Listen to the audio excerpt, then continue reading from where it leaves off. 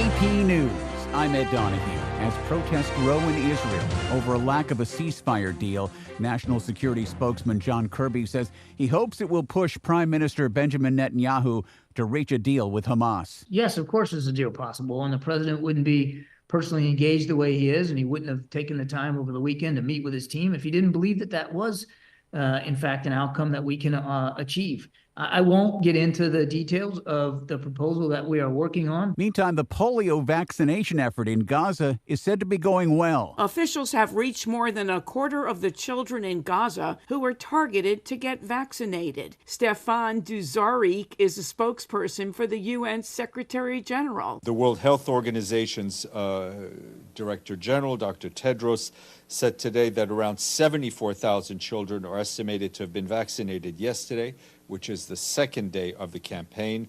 This brings the total number of children vaccinated so far to over 160,000. The Secretary General also wonders if Israel agreed to limited pauses in the fighting to facilitate the polio campaign, why can't there be a ceasefire? If the parties can act to protect children from deadly virus, he said, surely they can and must act to protect children and all innocents from the horrors of war. I'm Shelley Adler. Ukrainian officials say 2 Russian ballistic missiles blasted a military academy and a nearby hospital in Ukraine, killing more than 50 people. Stocks tumbled to their worst day since an early August sell-off. The Dow finished down 626 points. Prosecutors in Manhattan balked at Donald Trump's efforts to delay post-trial decisions in his New York hush money criminal case, while he seeks to have a federal court intervene and potentially overturn his felony conviction. However, they do say they're okay with postponing the former president's September 18th sentencing. This is AP News.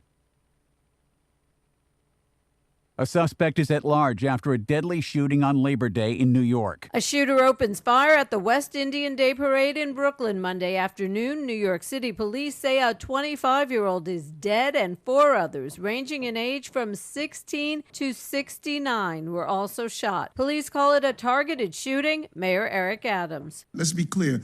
One nut shot 5 people. The mayor dismissing any suggestion that the parade should be canceled. How do you stop a nut from taking a gun, shooting into a crowd of 5 people?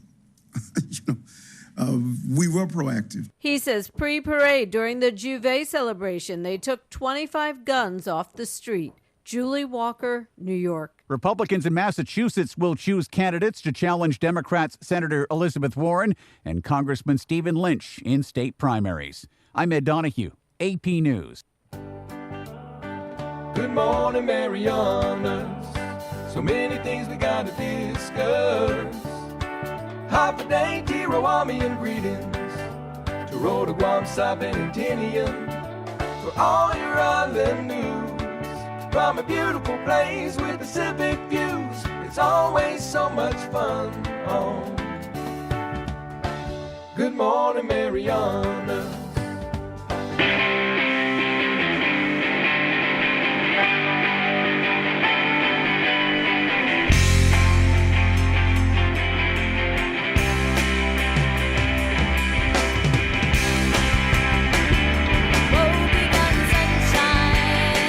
Good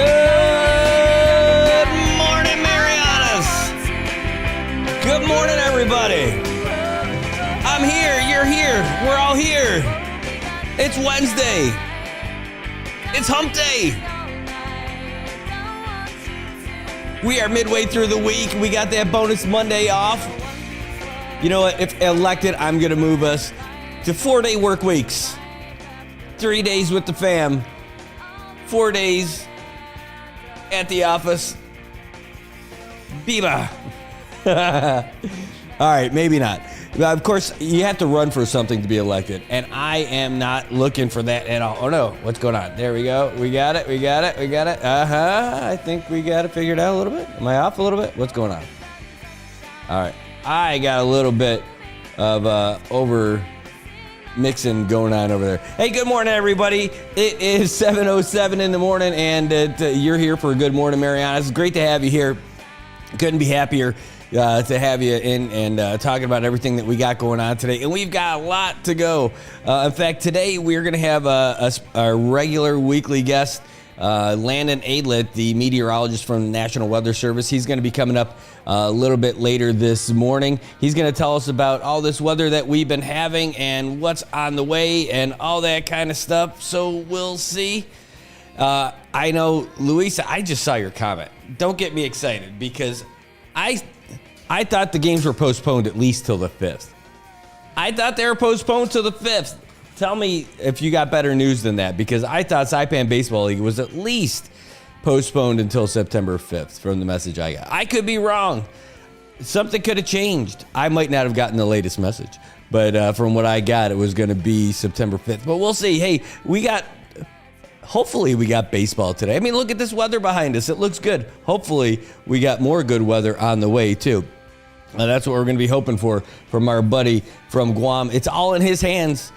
The weather wizard himself, Landon Aylett. We'll find out what he's got in store for us. Hey, it's 83 degrees out here in Saipan at 7:09. Humidity is 82% up at the airport, and hopefully that'll keep dropping off because it'll mean that it's going to get a little bit cooler for us. It kind of averages out. We're looking at scattered showers and thunderstorms throughout today. Partly sunny skies with a high near 88. Light breeze out of the south-southeast, 5 to 8 miles per hour with a 30% chance of rain today. That's not so bad. I think we can handle a 30% chance of rain. It's not the worst that we've ever had. Oh, no. Wrong button. There we go. Switching things around on the old soundboard here. Tonight, we're looking at even lighter rain. Temperature's going to drop down to 79 degrees. The wind's even going to die down, but we got 30% chance of rain. Oh, man, it says on IG. Is that on Next Level? Is it Next Level? Or are those the guys who said that we're playing tonight? That would be great if we are, because Next Level is Kyle Hookug, and Kyle Hookug's one of the board members for Saipan Baseball League, and he...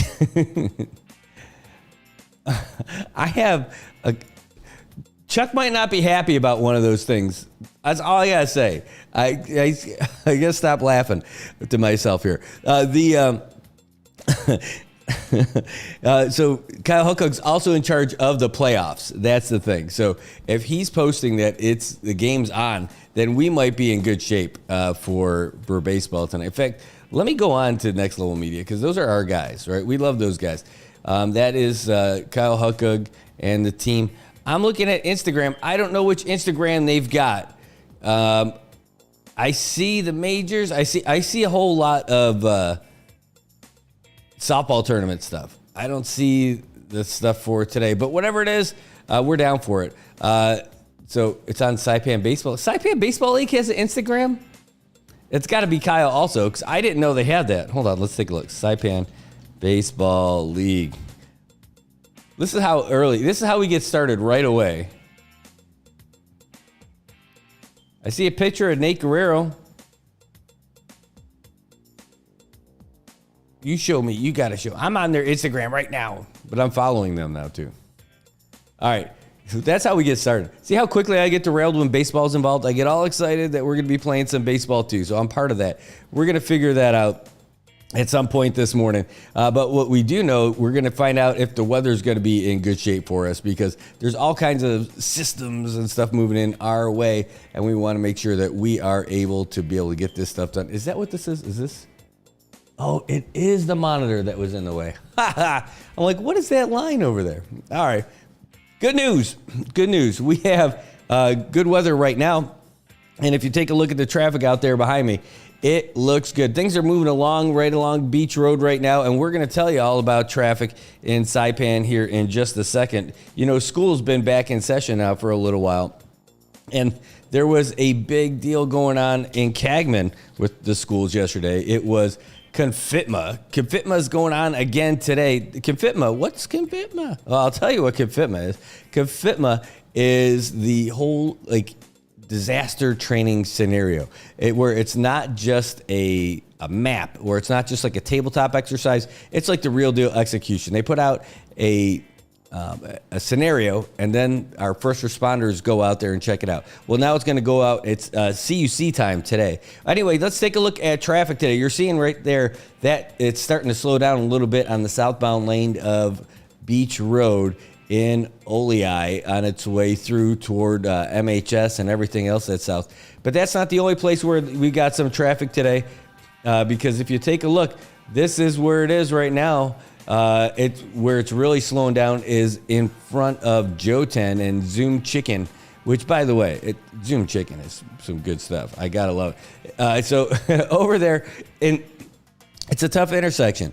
It's a tough intersection because it's not done, and there's a traffic light, and there's all this jacked up road construction. So it's a real tough pull to get in there across Joten by Kanoa Resort and by World Resort. It's a tough spot. The library's there, and just down the road, you've got the courthouse and DPS. Everybody wants to get through this area. As soon as they get done with this, things are going to look a whole lot better. Actually, out in front of us, it looks, if this is green, this is what's showing green. And if that's looking green, you know the other stuff is not looking happy. Right? So over there, here's another tough spot. This is the AK intersection. Always, always, always a hub of activity. That big red line there, that's people who are getting to the light and want to take a left and get southbound on Beach Road because it's not the easy way to go. Also, you got people coming down south from higher up on Beach Road. They're coming from the Chow area, and that is a rough spot today. But that's a regular morning for you. Another one, it's starting to heat up over there at the Middle Road and Chalon Monsignor Guerrero intersection over by IT&E. That's right, IT&E makes great connections, but they can't help you with the speed at that intersection. That's what they're working on right now. That's always a choke point for traffic. And I'll tell you what, things are really going to open up once this road work is done, for sure. Who knows where the road work's going to be next, but other parts where people don't absolutely love traffic, look at the deep red over here in Eslito. That is a very unhappy spot. If you are trying to go from along Chalon Monsignor Martinez and you're trying to get over to Shell Dandan's intersection, just bring a book. No, wait, don't do that. You're not supposed to be distracted while driving. But it's going to take a while. Just be relaxed. In fact, you know what you should do? Just listen to Good Morning Marianas. We'll carry you through. We'll get you through that intersection just fine. Just hang with us, baby. You're going to be okay. Coming down the hill from San Vicente, you can see that the traffic is starting to build up a little bit as you get past and get around the S-curves and get by the Iglesia Ni Cristo Church.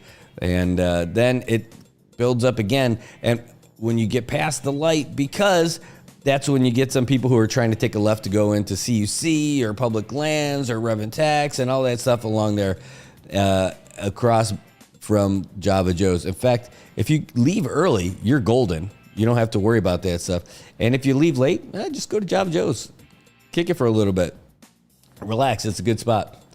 Hey, good morning. Good morning, Eric. Good to see you. Definitely good to see you out there. Thanks for tuning in this morning. All right. Where else we got traffic? There's usually a little holdup over there. Wait a minute. Yeah, a little holdup over by Santa Lourdes, and there is. That's just a place where you got to slow down. There's bus stops over there. That is on the backside, Issa Drive.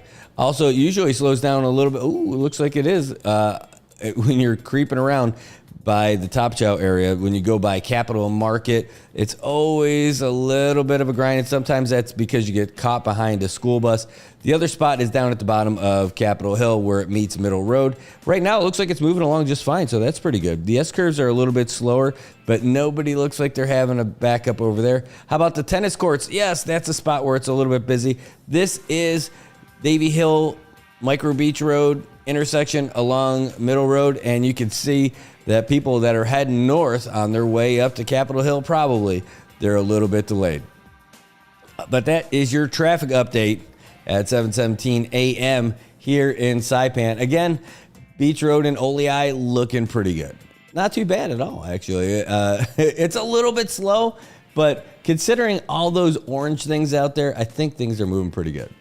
We got one lane of malfunction. We just got to wait till that one lane gets paved. That's it. We have a reverse Brazilian. That's what we've got on Beach Road in Olei right now. And as soon as they fix that up, we're going to be in good shape. Speaking of getting fixed up, today is Eat an Extra Dessert Day. That's my kind of holiday.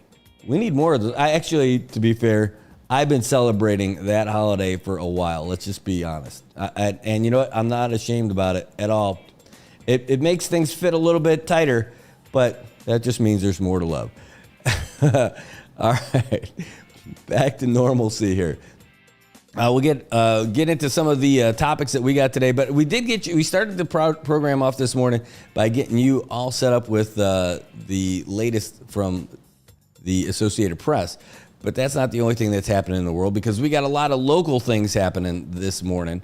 And Confitma is resuming again today. Yesterday, they were all going Rambo out there. They were going, what was it, Washington's Fallen or something like that. I forget those, whatever Fallen movies they were, where you've got the president is under attack and all. No, it was going on in Cagman, where they had all those real world scenarios, but it was just probably a lot of fun for them to do all the training. It looked really exciting out there in Cagman for sure. You got the guys in all their tactical gear going out there using an FJ Cruiser of justice. You got JoJo's rig out there, and everybody's out there.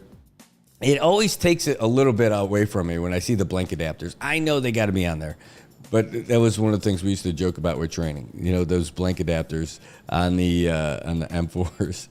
Anyhow, they did a great job out there, and today they're going to continue that training, but they're going to be out there doing CUC side stuff today, and they're going to do something a little bit different. This one won't involve the same kind of stuff, but this one's going to be about a disaster cleanup, where they got to stop the chlorine leak that's happening.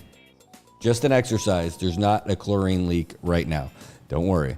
And that's going to be part 2 of it. And it's a big deal to get everybody on the same page with what they're doing. Oh, here we go. Luisa just sent me this playoff schedule. It says it's today. Man, I don't know if that's happening today, but if it is, that's great. If Falcons and Cardinals are playing today, that's fantastic. I didn't have that on the bingo card. Thank you for sending that. Really appreciate it.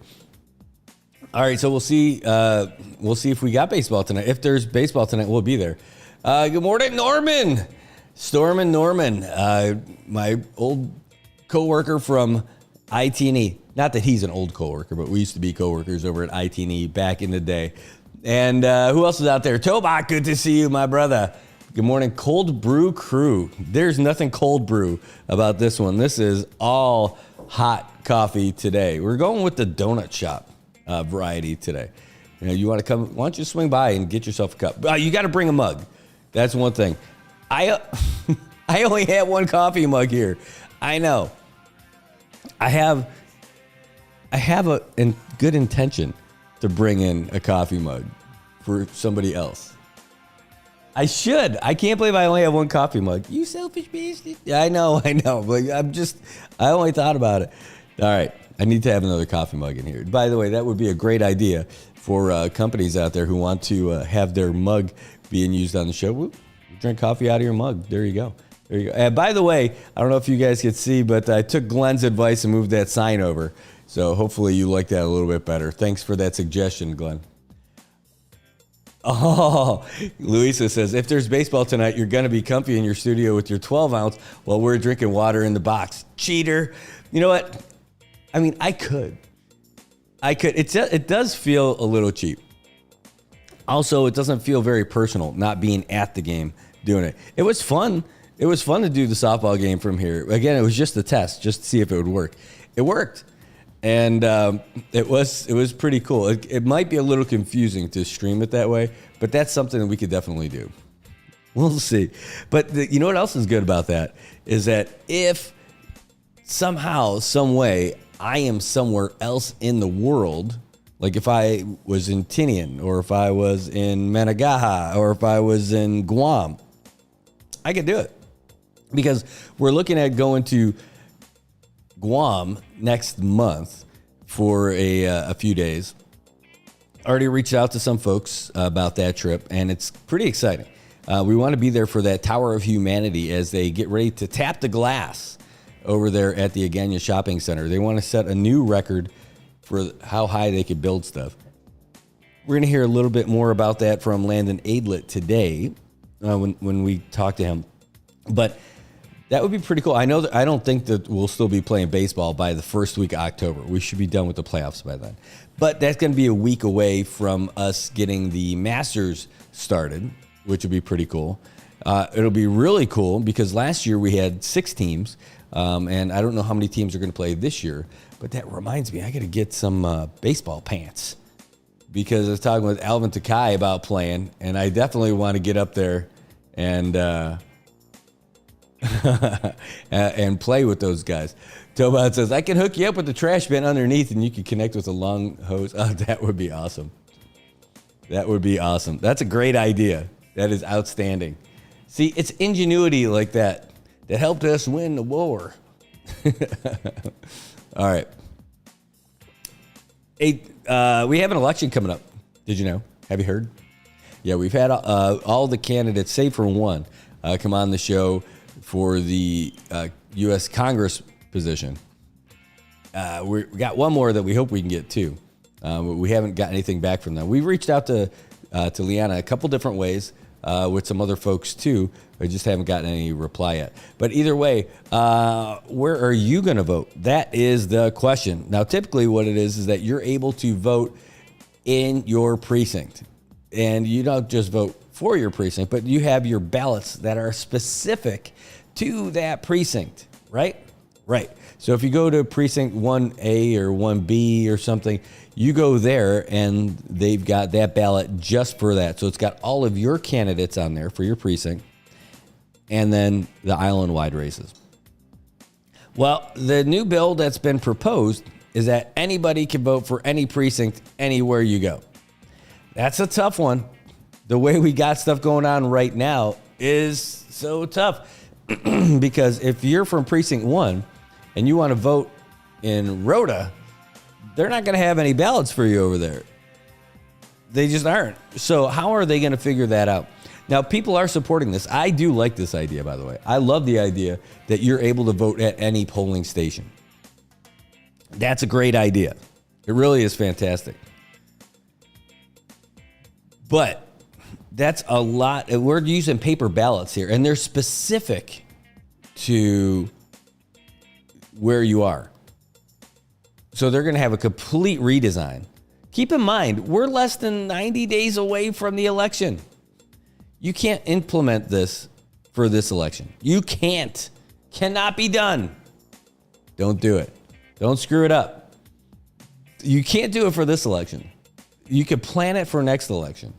But introducing a law, like a proposed rule change this year, you just can't do it.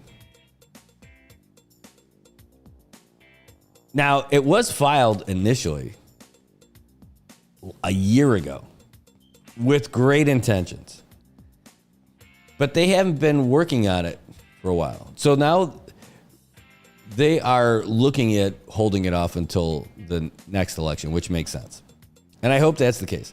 But people are coming forth and speaking about it. And one of the latest people to talk about it is the mayor. Yes, Google Spreadsheets. That is a great way of doing it. That's the whole thing about this, by the way. So that works for the voter rolls, but how will they do that for an anonymously cast ballot? Right? So they've got a lot of stuff they got to figure out. Unless they print them out one by one right there. Comments are not turned off for this video. I can comment on it. It says chat right there. Here, I'm commenting right now, and I'm even doing it with a typo. Here. Good morning. See? So here's a funny thing. By the way, are you guys trying to... I know we're able to get comments on the YouTube channel. We're broadcasting live right now on the Good Morning Marianas Facebook page. We are broadcasting live on the NMI News Service Facebook page, which is our primary. We're also on the Island Image and Motion Facebook page and the NMI News Service YouTube channel, which is NMI News 670. So please give us a subscribe on that one too. But Tobot's having an issue trying to comment on there. See, look, somebody, Noel and Ann, just posted right there. Just commented. Tobot. your computer a little bit. Said you're watching on your TV and commenting on the phone. Don't know what's happening, partner, but people can comment, and you are not blocked. Of all people, for sure, you are not blocked. We are Tobot. You're fine. So if it's working for Ann, it should work for you too. I don't know what it is. There it is. I'm computer a little bit. All right. Well, so that's what's going on with the voting. I love the idea if we could vote anywhere at any of those locations. That would be fantastic. But, it's just a matter of, are we able to pull that off? Are we able to make that work? And it doesn't look like we're going to be able to do it in time for this election. And Senator Paul said, hey, can you guys just not do it? Because, at least not right away, because it's a lot of work. We're not going to be able to get it done in time, I don't think. So that's something that is on the charts. I like the idea of doing it. So they have a couple years to figure it out. I hope they don't forget about it until like 2 years from now. Hopefully they're actively going to go after that and make it easier for folks to vote all over the place. Oh, yeah, because I know you can vote early, you can vote late, you can vote wherever. Where did I like to vote? Multi-purpose. I would do early voting. So maybe that's the template, because they are able to do early voting at multi-purpose, and that's people from everywhere. But they have it in one location where people can go, and they have all the paperwork there. So it works. But I don't know, that's a mountain of stuff that they're going to need for all the different polling sites. And there's a lot of them, right? So we'll see how they work this out over the next couple of years and see if they can have it ready for 2026, because that's going to be the big one, right? That is the general election where we're going to have the election for a governor, for the mayors, for delegate again, for the House of Representatives, the councils, you name it, that's going to be everybody. So that might be a new way of voting for us. Now, how are they going to devise that system? Well, we're excited about it. We'll see what happens. It's got a lot of support. People are coming out to talk about it. And we're all for that too. Here's what I'm not for, though. I'm not for this. Oh, man. I got to take a sip of coffee for this. Should I take a break before I jump into this? I mean, maybe I should, because this is a long topic. All right, we're going to take a real quick break. Don't go anywhere. We're going to take a little break. We're going to work on this because this is something I think is worth doing. But at the very least, I guess we could stick around and talk about some DPS stuff for you. So that's what we're going to do. So check this out. Here's DPS is still looking for your help to find some of the bad guys. Yes, there are bad guys among us, and they struck over the weekend, and DPS needs your help to try and find these guys.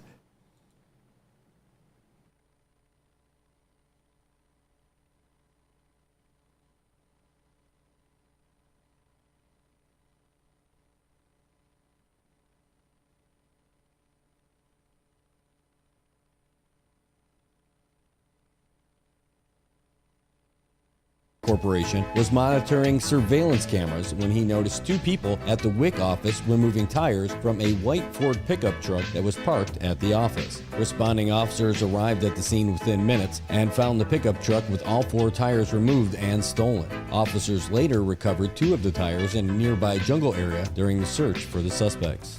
The suspects were described as a female wearing a black shirt, black pants, and a black hat, and the other being a male with no shirt and using only camouflage short pants. The second incident was reported at about 10:49 a.m. at the CTSI storage facility located along Industrial Drive in Puerto Rico. Employees who arrived at work discovered tools were scattered inside the facility, and 3 heavy equipment truck batteries were taken from inside the facility and moved to a break area outside. Surveillance recording revealed that a lone female wearing a black shirt, black pants, and a black hat entered the facility through the gate at 5:53 a.m. The same person left the facility at 6 a.m., successfully stealing one Napa brand heavy equipment truck battery. Each of these cases remain under investigation. It is believed that both incidents were committed by the same people. Anyone having information about these incidents may call the DPS Criminal Investigation Bureau at 670-664-9042. They may also call DPS headquarters at 670-664-9001 or call Crime Stoppers at 670-234-7272 if they wish to remain anonymous. DPS also encourages the public to call the emergency line 911 to report a crime or an emergency. The Department of Public Safety seeks the community's assistance to identify 2 people responsible for 2 burglaries and theft reported on August 31st.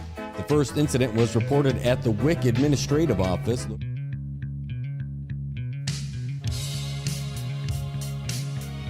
All right, welcome back. I figured out the audio on that one too. I know. So, a couple of things on that. The tough one is, I gotta take off the loop. The second part of that is, yes, there are unsaved changes. Let's go change that, and let's go change that. Kapow. Just a little audio setting from changing all this stuff around. But I think we got that. We definitely have that part figured out. I thought we were 100%. Turns out we were 95% set up with the new setup. But that's good. Anyway, I got some news for you guys about those sake. I'll tell you, the cool thing is, this show has been incredibly meaningful to me, but it is definitely making a difference. You guys have been kicking so much butt on identifying these bad guys who are out there stealing from the community and even helping find the people who were missing and people who were the police were looking for. And the amount of community that we have here doing all this stuff together is outstanding. I'm telling you, we are making a difference. You guys are making a difference just using that channel, from sharing everything and then fielding comments. I have been getting comments from people, and not in the main comment because people want to remain anonymous on this. When they give us these news tips, especially for those guys, the Steelers and all that stuff. But when you give us tips, we communicate directly to DPS. Now, here's the cool thing. One of the comments, again, these are all in the direct messages, people sliding into my DMs, right? So when people are calling about that or messaging about that, you're like, hey, who am I talking to? Because I don't want to get identified as the person who's giving the information. I'm like, here, it's me, yo. And they're like, well, there might be people at DPS who will eventually tell somebody. I'm like, no. Here, I get to talk to the brass from DPS directly, and if it filtered around where the information came from, it would come from me. And that's where it stops. If you tell me that you don't want to be identified as the person who's helping DPS with the information, that's a problema. I just give it to them, and the word is that it's coming from us at NMI News Service. It's coming from, see, Brad, no problem. I got no problem with that. Those guys want to know that it's coming from here. That's cool. And I'm happy to do that. I mean, I tell them I'm getting it from other people, but I'm not telling them who the people are. And they're not asking me. That's the other part. DPS isn't asking for that kind of stuff. And if you want to remain, it's like telling me is like Crime Stoppers without getting the money for it. You were legit anonymous. It's just coming to me, and I'm giving the info to them and letting them know. And they have gotten some great leads from you guys. I'm telling you, like literally all 3 of those people in that last video, they really think they're all identified and working on it. Thanks to you. Thanks to you guys for sending those comments and then and letting us communicate to DPS for you. It's pretty awesome. Now let me thank you by name. No. I'm just telling you that it is really great. I didn't, when we started this whole thing, I never thought that was going to be, I never envisioned that was going to be one of the things that we'd be able to help doing. And it's kind of cool. So that's all you guys, though.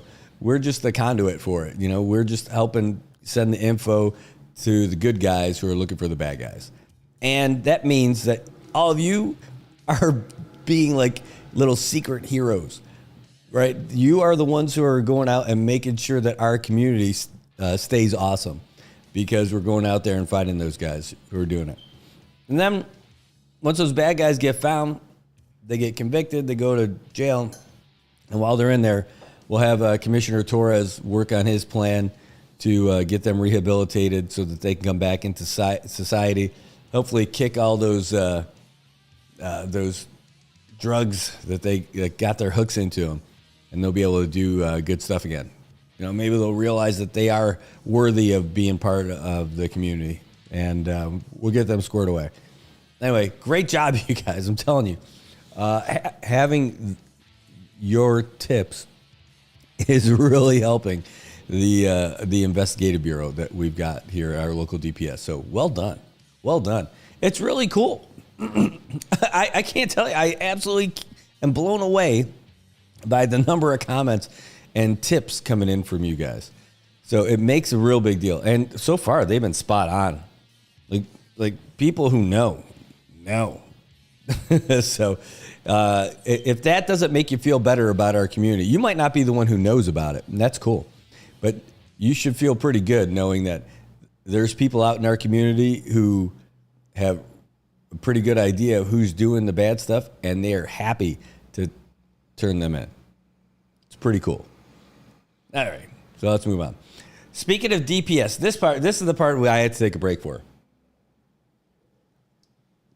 So a couple of months ago, I had a conversation with a friend of mine who's in the firearms industry, and he's a good dude. I really like this guy.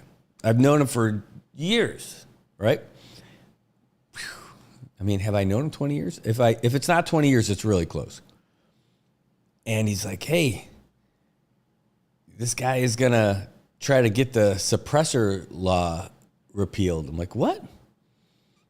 Yeah, so one of the guys that he knows, and we both know, is an advocate for Second Amendment rights, which I'm a big fan of.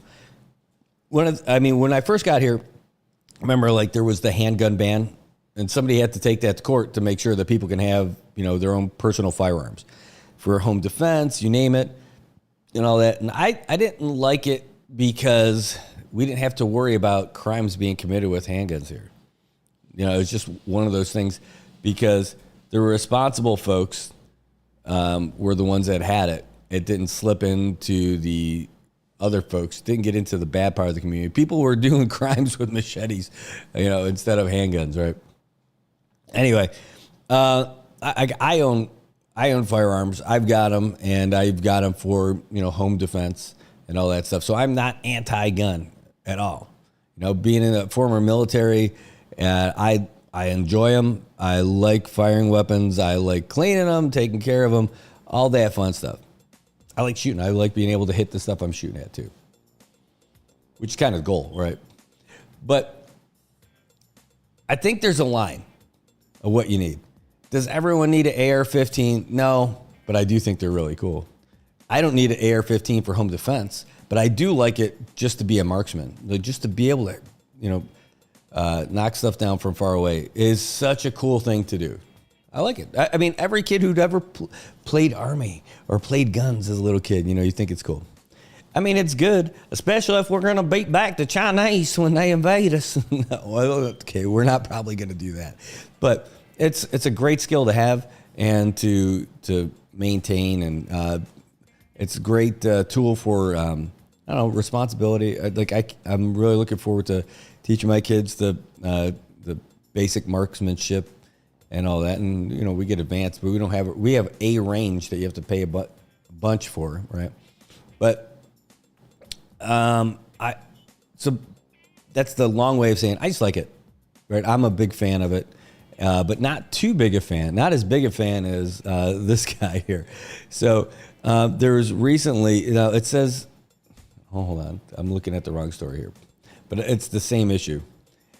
So now they end up naming the the chief of police here, because that's just who you do. When you file a lawsuit to try to change the way the Second Amendment is here, which is the right to bear arms, you go through the policies that prevent people from just wide open weapons ownership.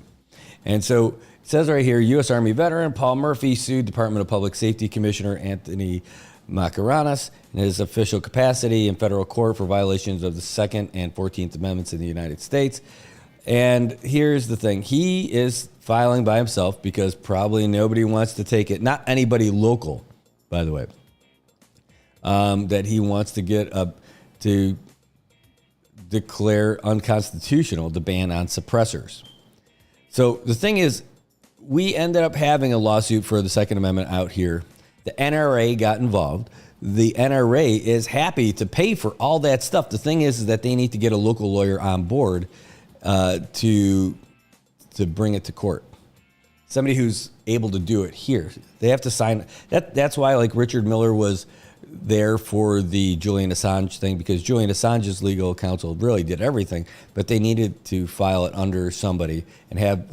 That's the easy way of saying it. You know, the layman's explanation of it, because I'm a pretty layman kind of guy. So they would end up needing someone from here to do it. But the thing is that I'm okay with having firearms here for sure. I think it's great. But now what this lawsuit is saying that, hey, we should be able to have suppressors, like silencers. I'm not cool with that stuff. Not at all. Because you don't need it. You absolutely don't need it. And they're like, well, okay, we could talk about that. And I'd be willing to have that conversation here. Certainly. But really, you don't need it. Okay, so I've had the conversation with my buddy about it. And he's like, no, I mean, like, you know, you fire that a handgun in your house, even a small caliber. That thing's loud. You're not going to be able to communicate with everybody in the house and all that other stuff. I'm like, you clearly have never done any kind of training with this kind of stuff, going through tire houses and all that stuff. True story. It's loud. But like in a real environment, you're not stopping to put in hearing protection, right?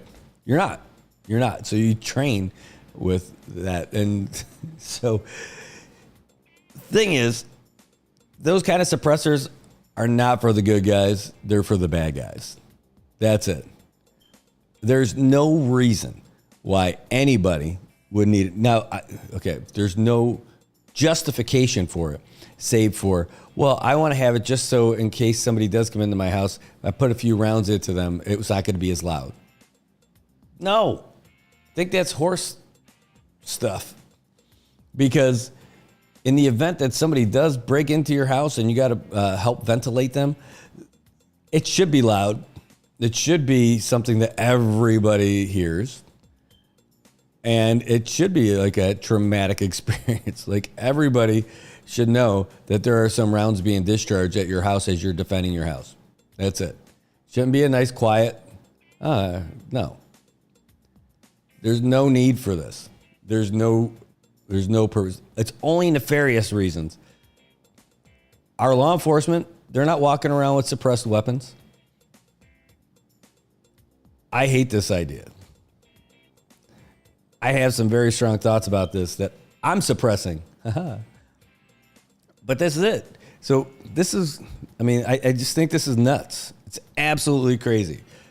You know, I mean, the right to bear arms is one thing, but the right to modify them as you see fit is not cool. Nobody should be able to get free reign on a suppressor or a silencer. Same reason why you can't file down a sear and have an automatic weapon. And this is the kind of guy, I believe, is the guy who's going to, like, not saying this is the kind of guy, that's not fair. But people who have a point of view that the Second Amendment shouldn't be touched at all, right? I'm with that. But some people take it to the extreme. Like, I could have a howitzer at my house if I want to. According to the Second Amendment, That's my right to bear arms. No. Some dude hanging out in Chalcanoa probably doesn't need a howitzer, right? It could have been any village. I could have picked. Doesn't matter. You don't need a howitzer. You don't need an M72 law. You don't need an AT4, right? There are some limits. There should be. Common sense. You don't need a frickin' silencer. So apparently, last year, not this past month, but last year, under the previous commissioner, Clem Bermudez, Murphy applied for a weapon with a soup can suppressor, right? But for like a rifle. Oh, actually, no, it's a pistol. Here, let's find out what this thing looks like, by the way. And we'll show you what it looks like. And keep in mind, I like firearms. I'm not your ultra left-wing crazy person that doesn't like it. Okay, I see a lot of pictures of it. And by the way, it says pistol, but this does not look like a pistol. I know it might be a pistol, but it's not. And the suppressor, I mean, I'll tell you, it does look cool. It looks cool. I'm going to tell you. So let's look at the share. Let me share it here. Let me get the screen share. You guys might not think it's cool. I think it's cool. Right? This is what this weapon is here. Yeah, I'm going to have to move this over so you guys can see it a little bit better. It looks a little scary for people who aren't into this stuff, right? For people who, like, it could be a little intimidating looking at this kind of stuff, right? So let's take a look right there. Pew. Yeah. Now that's considered a pistol, by the way. But it's a pretty badass looking pistol. I gotta say, I think it looks really cool. So this is what he's got. But he's looking to get that suppressor at the end. And he was denied that. You know what? Good. Because if this dude's walking around with this thing, I don't want this dude walking around with it. But not just this guy, anybody. Like, we don't need this kind of stuff here at all. There's no rationale for having something like that. That's not just like personal defense at the house. You want to keep it quiet. All right, then have a smaller caliber weapon at the house. You know, that's it. I mean, like, it doesn't make any sense to me to have something like that. But that's what he's looking at, according to the old lawsuit here, right? So let's get back to it. Sorry, here, let's kapow. So he's looking for that big fatty suppressor at the end. And he got denied. Go figure. So he's like, well, hey, that deprives me of my civil rights under the Second Amendment. BS. Absolutely not. CNMI law says that you can't have one of those. I'm all for it. And it says, what's the other one under the 14th Amendment? Yeah, no. He's citing a previous ruling. It says the court held that the Second and 14th Amendment protect an individual the right and keep and bear arms for self-defense. When the Second Amendment's plain text covers the individual's conduct, the Constitution presumptively protects that conduct, and to justify a firearm regulation, the government must demonstrate that the regulation is consistent with the nation's historical. Great. He has a firearm. He's allowed to have a firearm. That's cool. Thing is, you can't just modify it as you wish. I don't know. I think that's fine. And I hope he loses terribly. Not terribly. I just hope he loses. 'Cause I like the guy. Like, I met him before, right? I met Paul Murphy. Nice guy. I like him. I don't like this. I disagree with him wholeheartedly. We don't need it. It's like, why else would you need it? Why else would you need it? Well, so it's a little quieter in case somebody breaks into my house. No. Ventilate them with volume. That's it. Yeah, hold on. Let me catch up with you guys in the comments here real quick. Sorry. Dispensa. I got to check you guys in the comments here. I agree. It looks cool, but no need. And our islands, I think, might bring more problems. I mean, yep, I'm with you. The only thing that needs suppressing is his way of thinking. Nice peeling. Louisa, I hate that handguns are allowed here. Ban handguns, allow shotguns, and nobody will break in or steal around those. Yeah, I'm with you on a lot of that. I do like handguns. I would have preferred if they weren't here. Because, I thought about it as, I don't think it's the original people who are buying them that are necessarily going to be the problem. It's going to be the people who receive them from other folks. I think that's going to be a bigger issue down the line, right? Not everybody, but I think that that's more of a problem for the CNMI is like having suppressors. You don't need it. Like that is not infringing upon someone's right to bear arms. Not letting somebody have a silencer does not infringe upon their right to bear arms. You got your arms. You're able to have it. Paint it pink if you want. You can modify it that way. But holy crap, that thing's got a 5.56 round for a pistol using a rifle size round. That's pretty impressive. Oh my God, I can't believe it. It's a pistol with a rifle round. No kidding. Hold on. Let me find out if that's the case. What size round?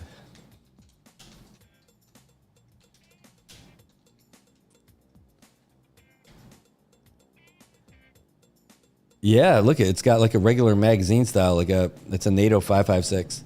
What's a NATO 5.56? That's a good question. That is your round that you would use for an M16 that I used, or an M4 that was the long time round for the M4 for the rifle used that replaced the M16. Yeah, I mean your regular AR-15 round. That's what this pistol uses. You just don't know about guns. You're calling that a rifle? No, I understand that it's a pistol because of the way that they're defined. But I'm telling you, I like it peeling. I don't need a suppressor to shoot the bad guy. I only need the bullet. That's right. Again, if you're not doing anything nefarious, you don't need a suppressor. That's it. Although, admittedly, it does look cool. It is pretty cool, I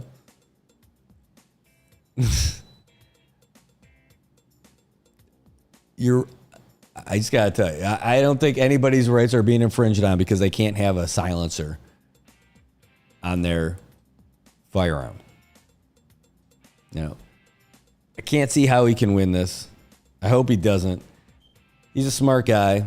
He's probably going to get some help from some NRA guys who will end up coming out here.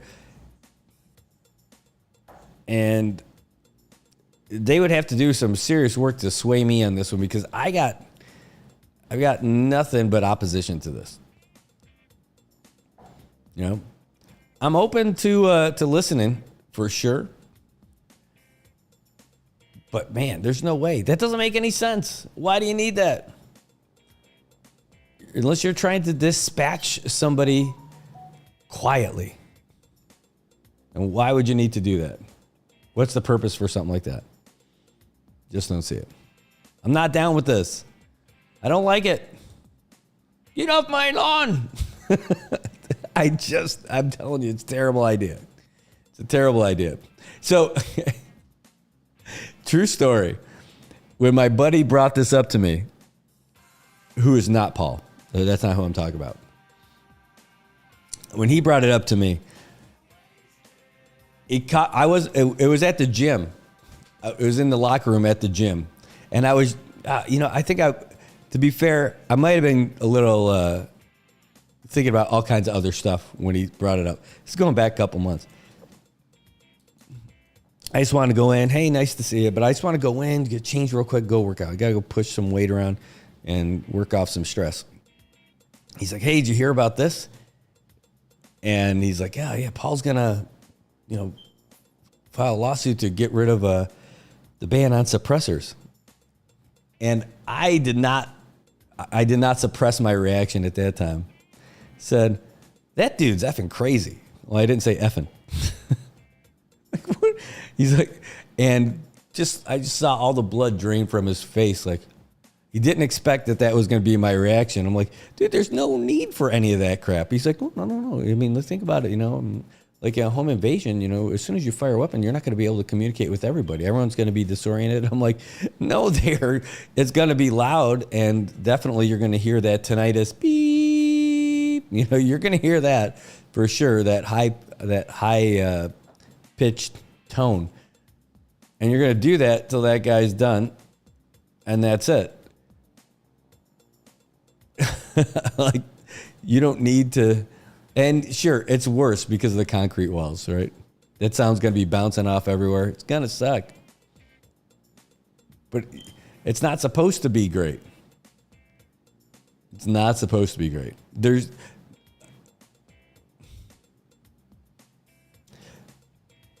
Could I make an argument to where it's okay to use it at the range? So it's not as loud at the range? Maybe. But that's like wearing those padded, what do they call those things? The new helmets that they put over the padded things they put over the helmets for the NFL, Guardian caps. I say practice the way you play. Wear your headphones or, your noise canceling headphones or your hearing protection and call it a day. Like, I could see just to make it quieter at the range, but outside of that, no.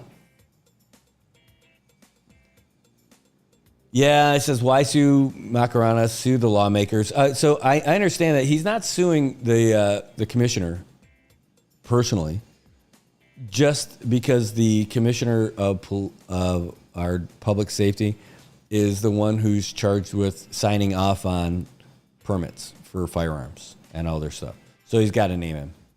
If he wants silence, he should shoot with the BB gun. Yeah, there you go. I'm just not down with this. And hey, I'll tell you what, I am open and interested in hearing your take on it for sure. Remember our number, 789-2323, 789-2323. I just think that this whole idea about the ban or trying to fight a ban on silencers is just crazy to me. It's crazy. There's no need for it. There's no rational reason why a regular firearms owner would need to have a suppressor or a silencer. Unless you're going to go into the cool assassin game, which, maybe that's your aspiration. I'm not down with it. I think it's a terrible idea. And I would love to, if they had an open comment session for that, go in and speak in opposition to that. Again, I love firearms. I'm all for them. I think they're great. Using the Second Amendment to say as your defense for this, saying that your rights are being infringed on because you can't have a silencer on your pistol. Now, I think you're full of something. You're not full of silencers, but I think you're full of something with that one. I totally disagree. All right. Tell you what. Good news is it's 8:00, and that means we're at the top of the hour, and we got the new update from the Associated Press. We're going to send that your way, and then we're going to come back and talk more. We won't be silenced or suppressed, but we'll get you started on that one because I don't want to lay on this. Yeah, I hear you. You're right, Leonard. I'm with you too. Hey, before I go to AP, the thing is that I don't take anything away from the guy for doing what he thinks is right and standing up for what he thinks is right. I just disagree that is something that infringes upon his rights to bear arms. I just don't think that's the case. And but I do respect that he's willing to do something about it instead of just sit around and complain.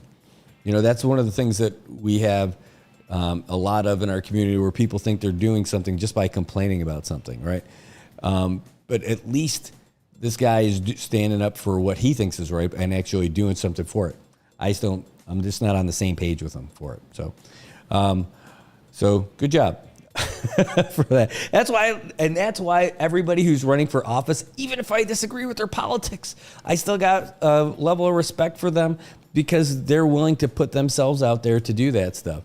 Instead of just sitting around pounding beers at a picnic table, which, that's good. We can still do that. Don't worry. You can put yourself out there and open yourself up to public scrutiny and a popularity contest so that you could be one of the people who makes laws and makes a difference in our community. So you're running for office, you got respect from me, absolutely, for going out there to do it. Even, whether I'm on your team or not your team, doesn't matter. If you're running for office, that means you're actually trying to do something. Instead of just like bitching and moaning about stuff, you're actually trying to make a difference in our community. So, hats off to you. I don't care if you finish in last place with like 27 votes, it's still better than somebody who's not doing anything, So you should hold your head up high no matter how you finish in this election. All right, let's get to the Associated Press, get you all the latest of what's happened in the United States and around the world.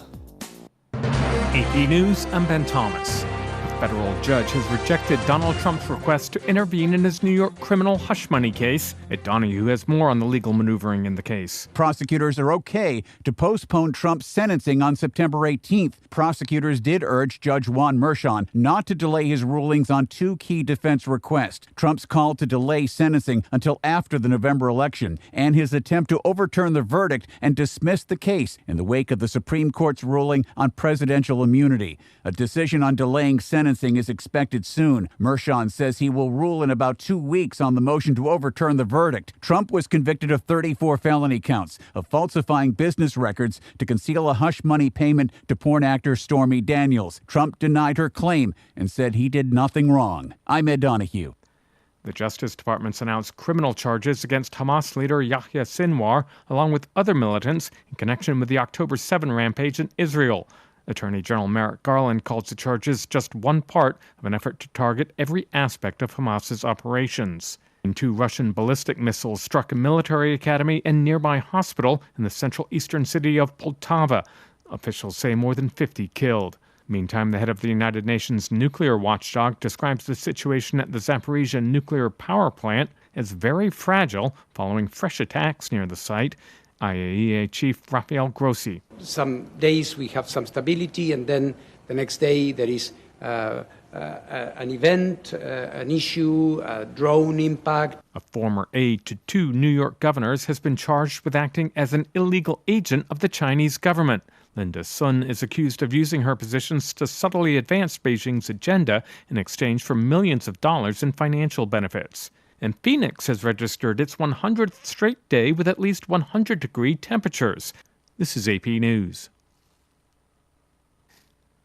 Some small businesses are having trouble paying off COVID disaster loans. May Anderson has details. A small business credit survey report from the 12 Federal Reserve banks shows that small businesses that haven't paid off COVID loans are in worse shape than other small businesses. More than $300 billion was outstanding as of late 2023. Unlike some other pandemic aid, these loans are not forgivable and must be repaid. Firms with outstanding debt are also more likely to be denied when applying for additional credit. And Alex Vega has the AP Markets report. U.S. stocks tumbled Tuesday to their worst day since early August after a new report raised worries about the economy's health. The S&P 500 slumped 2.1%, the Dow dropped 1.5% from its record set before Monday's Labor Day holiday, and the Nasdaq fell 3.3%. Big tech stocks led the way lower. Nvidia fell 9.5%. Treasury yields also fell after a report showed U.S. manufacturing shrank again in August. This is Alex Vega. And I'm Ben Thomas, AP News. Thanks for listening.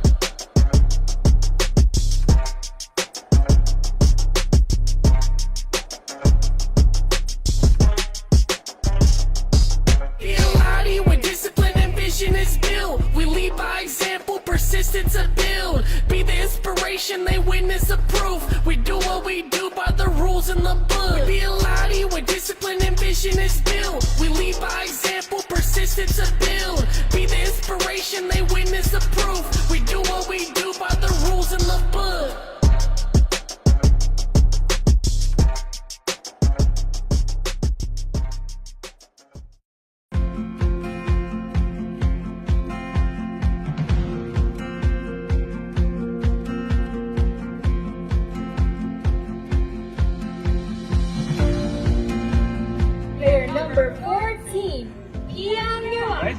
day to be up 3-0. I'll tell you that. It probably is not great to be down 3-0. I'm Brad Rosala, and I'm the owner for Commonwealth Communications. And I am Jojo Alipuzu. I am the owner of Island Image and Motion.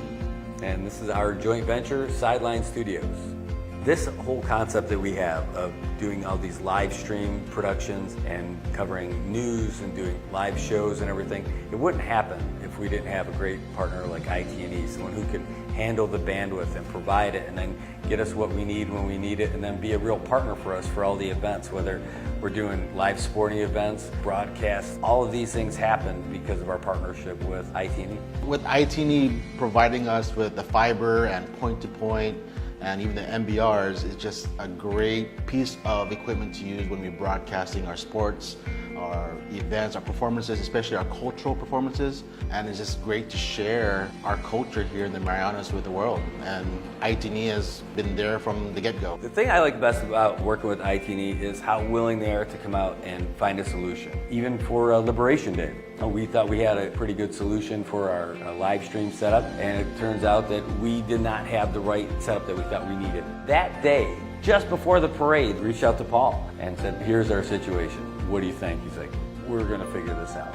While he's sitting there barbecuing, getting ready for the parade to start, he starts burning up the phone lines, calling everybody in IT&E, what can we do, what's the right solution? They left their families to do this stuff and get us the equipment that we needed to broadcast live.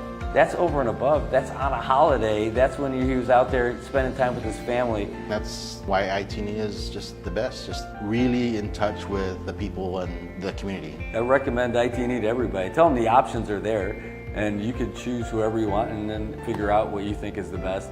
But when you're ready, when you're tired of having your calls disconnected or not having service, then you reach out to the guys from IT&E.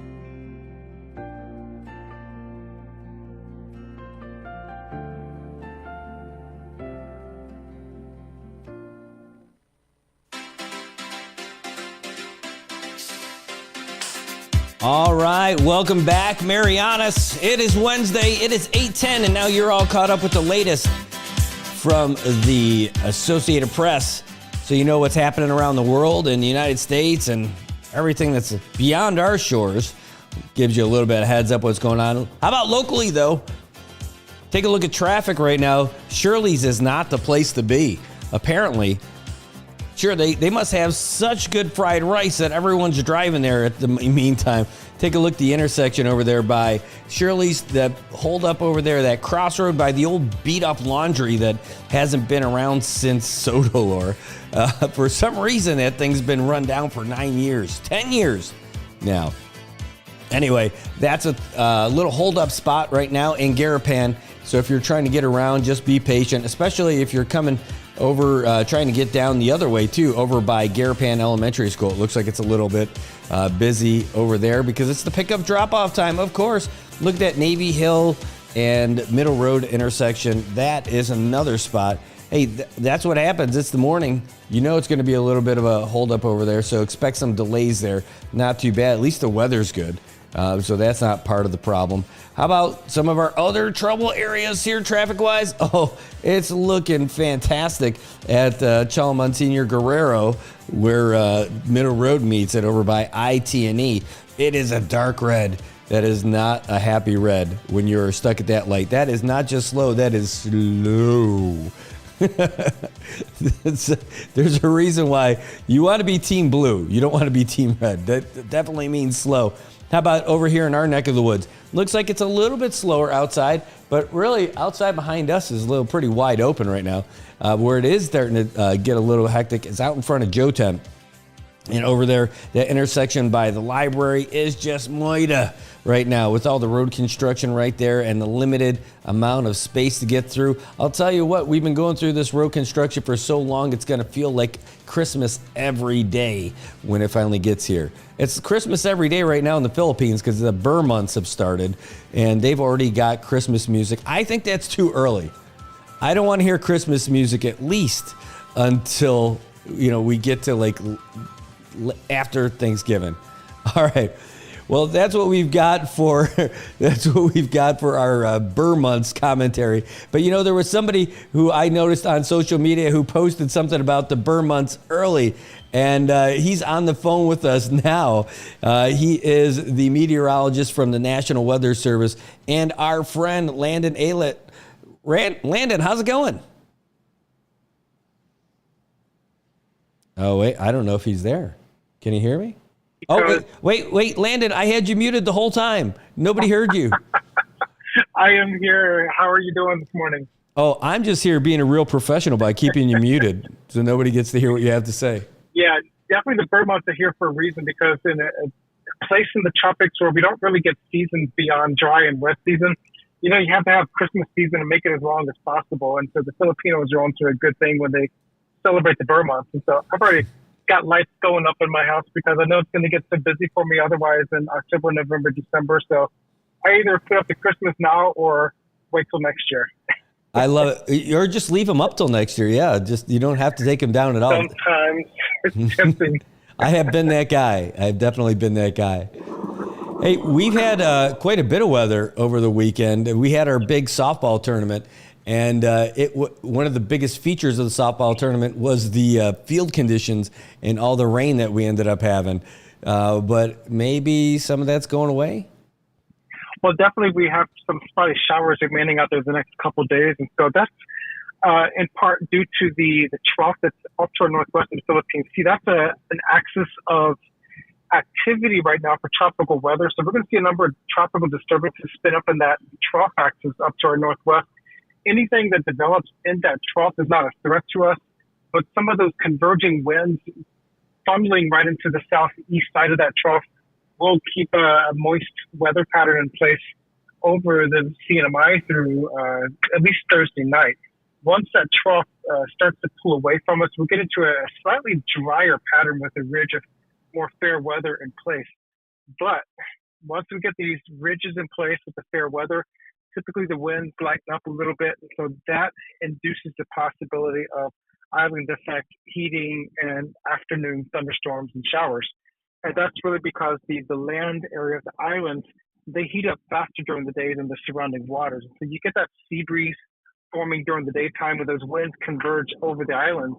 If the winds are light enough, you can see that trend even over Saipan. It's more prominent on Guam because we have more land area, but in the right conditions, that could also happen up over Rota, Tinian, and even Saipan. So keep that in mind moving into the week. But other than that, no significant weather features are expected through the weekend. So it's a fair tropical weather pattern for the region through the weekend. Wow. And, you know, we've got it's kind of the regular thing, right? It's coming out of the southeast, the winds that are coming up for us. And that's a nice, easy pattern for us. It's when it swaps around and comes from the other side is when we get more worried. You know, that's always gets interesting when you get that monsoon flow, the southwesterlies, and sometimes they can surge almost like a tropical system. And so sometimes we can get these tropical cyclones in the Philippine Sea. And depending on how their peripheral effects develop, we can see monsoon surges upwards of 30 or 40 mile per hour wind gusts and flooding rain. Definitely we're not going to be in that pattern this week, but we are watching for the possibility of some activity next week. And so in yesterday's regional weather outlook, and go to U.S. National Weather Service Guam on Facebook, and then also our webpage at weather.gov/GUM for the latest, we are highlighting the possibility of some tropical weather in the region next week around Tuesday, Wednesday, Thursday. Is there anything out there at this time? There is nothing out there that we're tracking for development. However, some of these threats that are propagating on social media and from a variety of weather apps right now, that's getting a lot of buzz in the region. That stems from several forecast models that are in Micronesia, somewhere near Kosrae or Pohnpei, Thursday or Friday. That the forecast models then bring up a number of forecast scenarios into next week with a tropical cyclone, possibly a tropical storm, maybe even a typhoon, passing somewhere between Yap State and the far northern Mariana Islands. And so these are some of the scenarios that are being propagated from weather apps, but this is also stuff that we're watching in our office. And so we did want to put some official communication from our office that we are watching these trends. And so this is still speculation. This is still a long-range forecast scenario, and in no way is it a certainty or a guarantee that there will be something. But what we do want to see in our office and our forecast is around Friday, if we see a disturbance developing in Micronesia, we'll know that we have a possible mechanism for development into our region next week. If we do not see a tropical disturbance Friday or Saturday in Micronesia, then we'll know that the forecast models are picking up on something that's not necessarily there. So there's still a lot of speculation. To keep that in mind, this is not a time to panic, not to worry and fear, but to stay up to date, because we're in the wet season. Things can evolve quickly. And so stay up to date with the latest weather forecasting information. I love that. Now's not time to panic, or I'm like, oh, that's when everybody starts to panic. That's like, oh no. Peter's after you said that, everybody's already waiting in line at Mobil and Shell trying to get their gas. That's all right. And seek high ground. And if you want to seek higher ground, get the Tower for Humanity.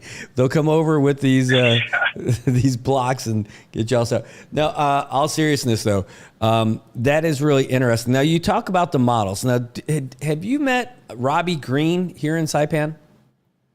I've met Robbie Green on numerous occasions, and he and I chat often on a number of topics. So let me just say, Robbie is a tremendous wealth of knowledge and expertise. He's a treasure chest of resources and capabilities for the CNMI. So it's a tremendous pleasure to have Robbie up in Saipan and doing the work that he does. I am going to have to cut that piece of the video out and send that to him. I know he's going to be the happiest guy when he hears that. There's a lot of good things I could say about Robbie Green, and it would mirror what you were saying. But did you know he was also a mascot for our soccer team? I did not know that. I have. He bought talent unlocked. Yes. You be sure to ask him about that when next you chat. But he's talked a lot about the different models and storm tracking and things like that. And I never asked him about that, but I've heard about when these models are in agreement and all this other stuff. So what kind of models are you talking about? Maybe give us a little heads up about that. Yeah, definitely and I'm not officially supposed to say apps by name as a weather service entity, but the weather app that everybody uses on their phone, that typically shows one model versus another, but you can pick and choose which forecast model you're seeing. Mm-hmm. Specifically, two of the key ones we use in the weather service, that's the American model, the GFS, and the other one's also the European model, the ECMWF. Traditionally, the GFS American model is aggressive when developing possible disturbances in tropical cyclones. So they usually spin up tropical cyclones faster and stronger than other forecast models. The ECMWF is usually slightly wetter in nature as far as rainfall potential, but also more sluggish or slow in developing tropical cyclones. Sometimes these models agree to some extent in forecasting something to spin up in the region. Other times they are polar opposites of each other. We saw a lot of that last year after Mawar. Mawar was a very simple, very easy forecast scenario because there was so much agreement between models, but then also within models for every 6-hourly forecast. There was consistency in each subsequent model forecast, but then also consistency among forecast models. We like to see that. That's the first indicator of something eventually going to happen. There's a little bit of that right now with the scenario for next week. We're seeing some run-to-run consistencies between individual models, but then also across several models, showing a variety of outcomes. So it does look like there could be something spinning up next week, but where and when and how strong, that remains highly speculative at this time. It's still very early. So we are watching for that. When you do see these images on social media being shared from different weather apps, be careful because that's one snapshot of one single model and one single forecast cycle. Mm-hmm. In 6 hours when another cycle is run, pulling all the latest information, that forecast scenario may be radically different. Whereas the original model might have a typhoon sitting over Saipan in 8 days, that next 6-hourly forecast may not have any typhoon at all. And so we have to be careful when we're sharing snapshots of weather apps and their solutions because things are changing. We're always pulling in new data, new information, and new calculations for the numerical forecast models. Yeah, you know what's funny about that is the one of our viewers, Tobot Castro, is like, people panic when they look at, we can say the app because we don't work for National Weather Service, but says people panic when they look at the windy app because it shows a lot of circular motion, but those are projections of how things are moving, not necessarily means a threat. He says, follow Guam's National Weather Service for more accurate information. How about that? Yeah. And I tell people all the time, we worry about the weather so you don't have to. I love it. The public's job and the government's job is to be ready and be prepared. So let us stress over the forecast. Let us have those sleepless nights. But when we say prepare, you be prepared. And so right now we're in that, we're watching, we're assessing the information, pulling in all the data. But as I tell people, I have one eyebrow raised, but that's about it. Because we're seeing those consistency in the models.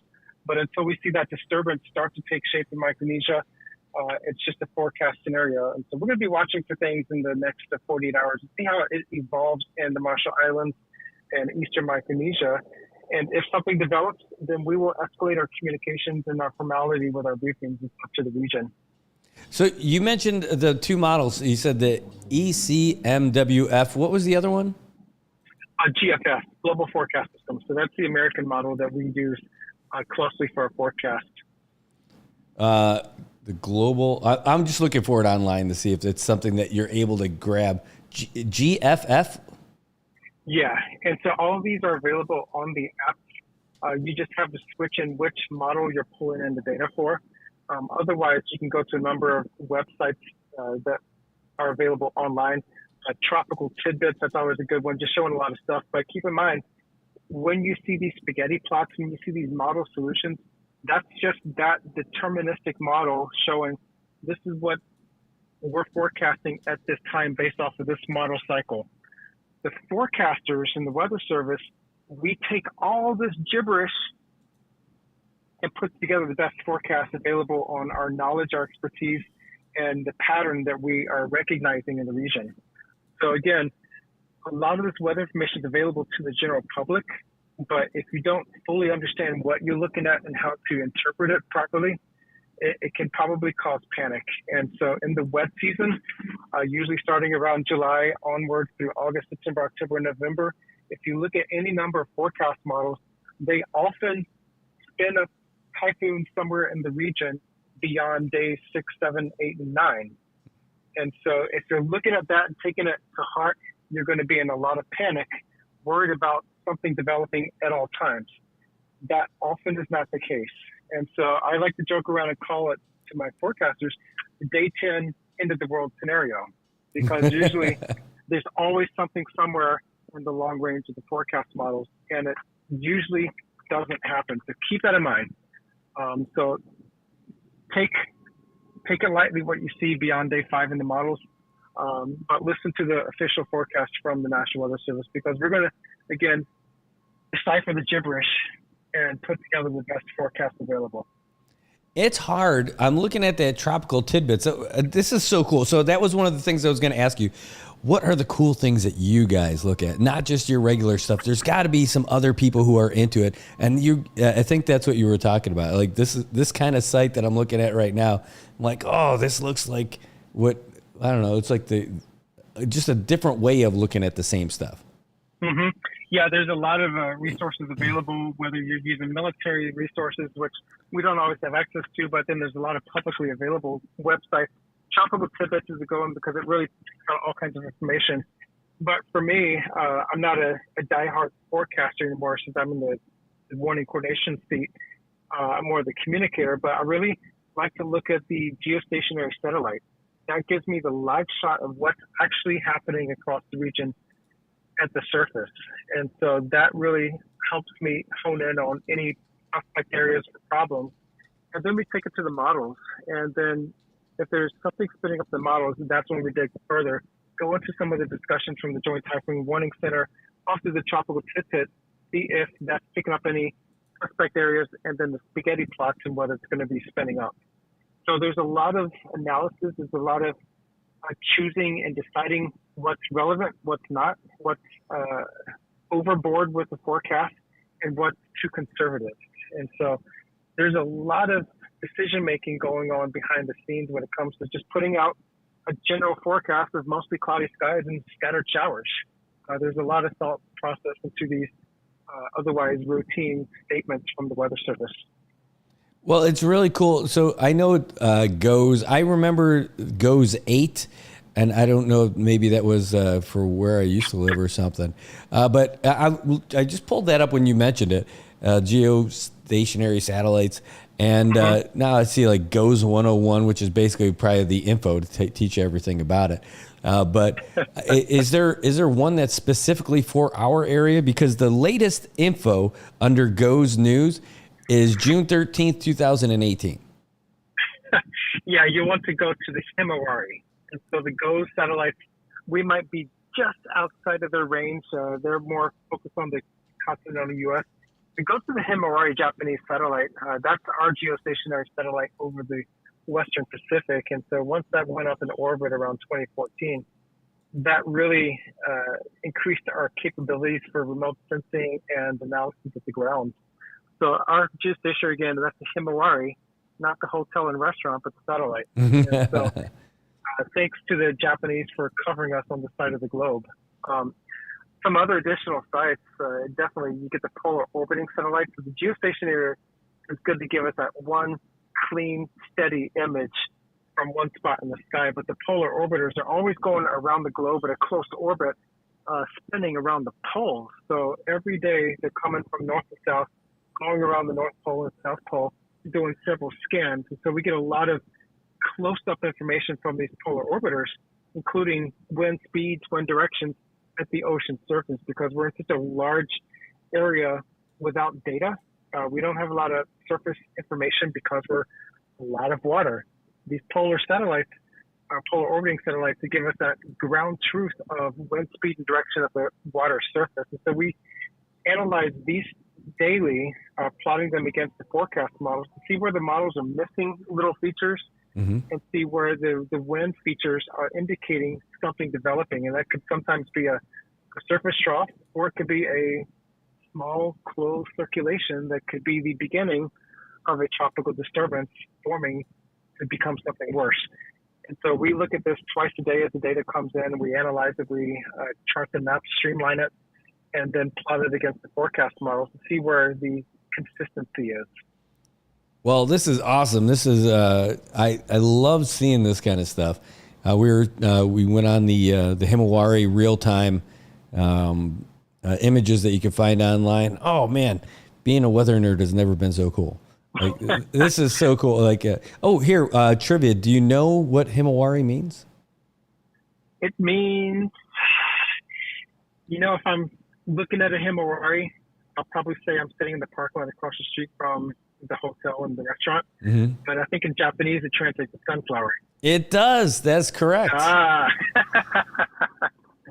is great. You win a gold star. I hope to be eating up there at the Himawari next week when I'm visiting up there. If we do have a storm in the region, it may have to alter my travel plans. But if nothing happens, I do hope to be up in Saipan around next Wednesday for a couple of days to do nothing else other than tropical cyclone awareness and preparedness course with the Northern Marianas College and Homeland Security. So if you're interested in being a part of that, do reach out to Eileen Badalta. She's going to be spearheading that effort with Homeland Security in this tropical cyclone awareness course for some of our core partner agencies. Okay, I'm going to message Bernard Villagomez because he's my contact over there.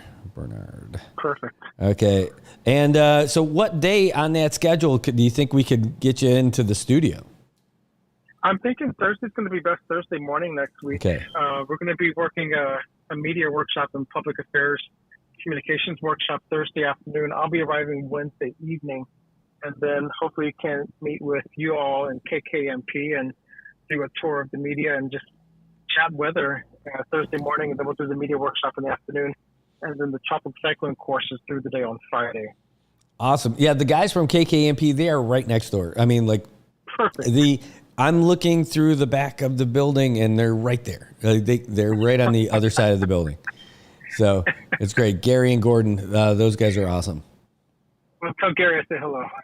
I will, for sure. You know, we are in the media corridor. This is the communication corridor. You got KKMPs right there. We're right here. Right next door on the other side is KWOW, the radio station. Right down the street, you've got Power 99 and KZMI.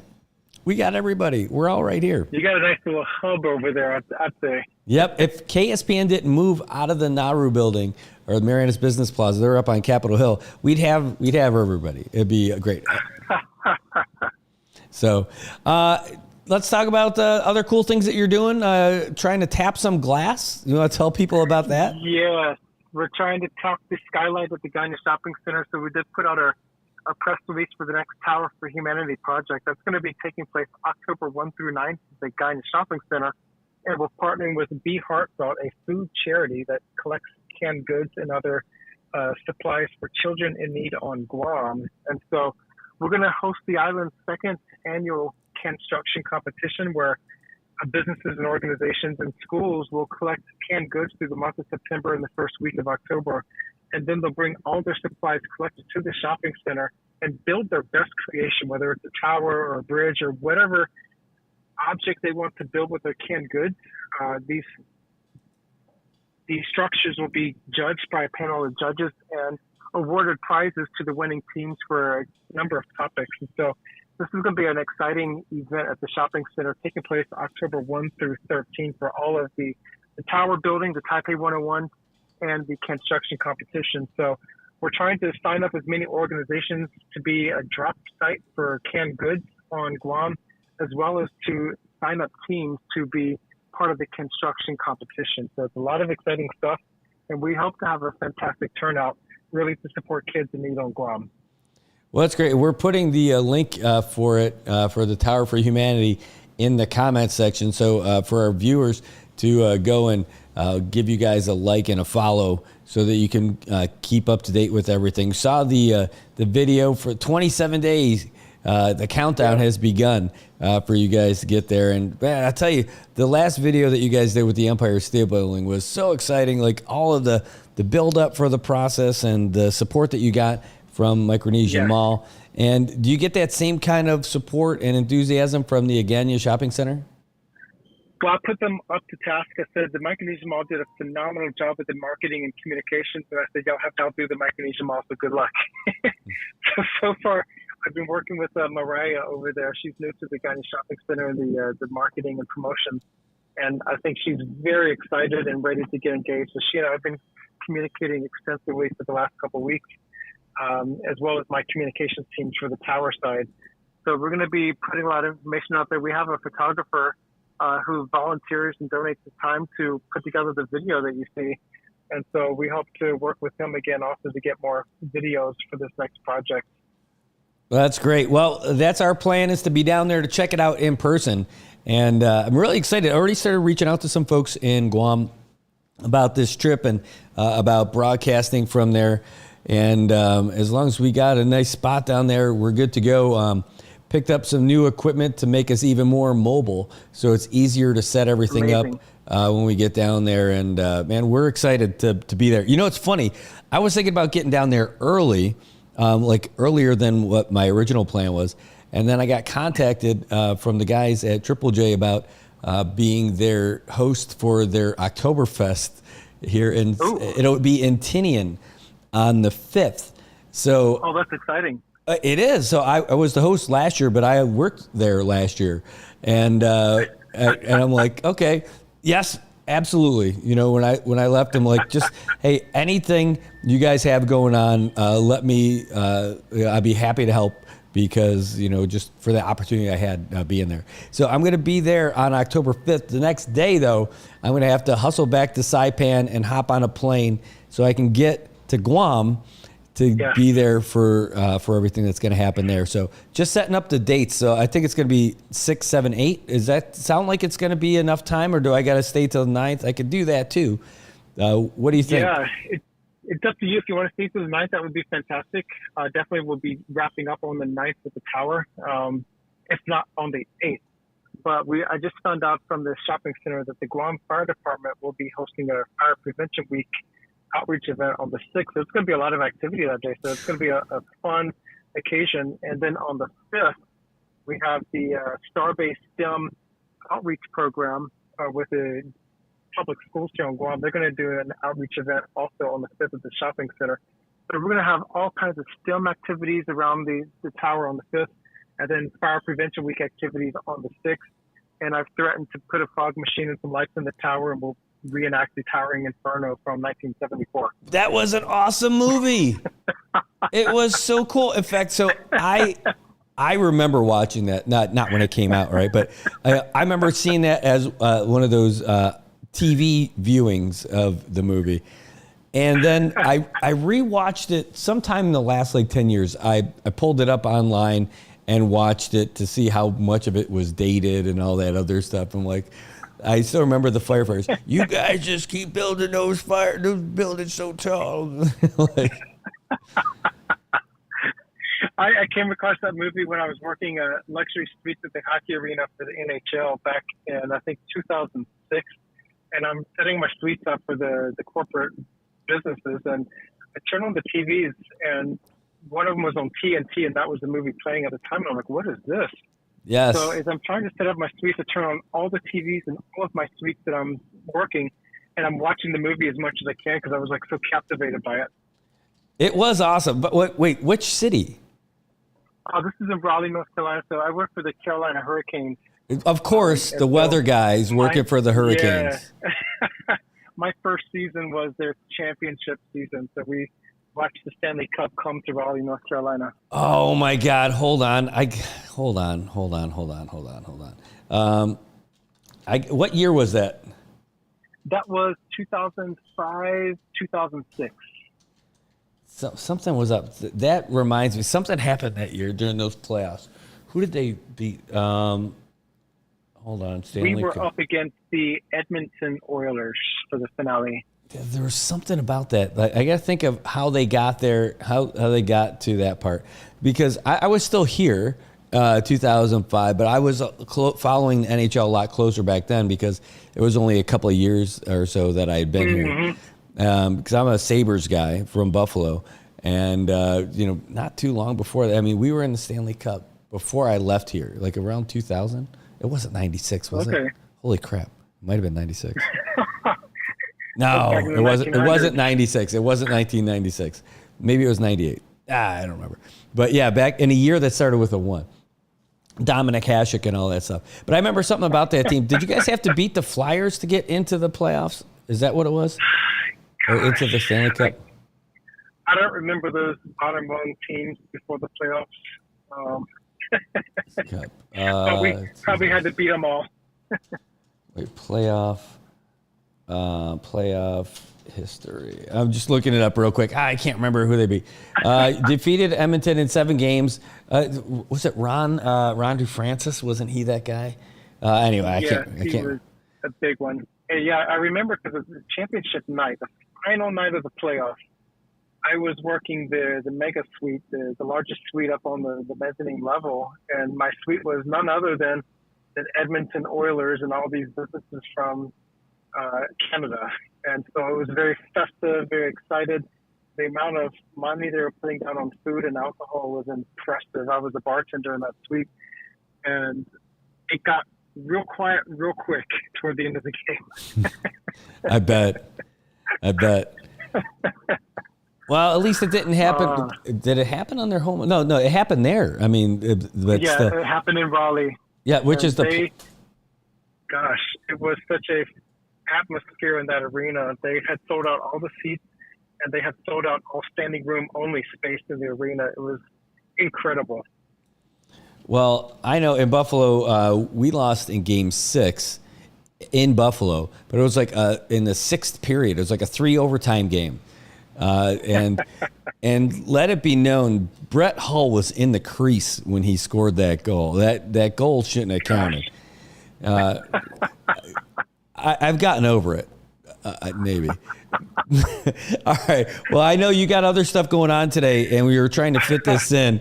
And man, I really appreciate it when, and our viewers appreciate it too, whenever you're able to give us updates on what's happening with the weather, and then the cool things that you guys are doing for the community down in Guam with the Tower for Humanity.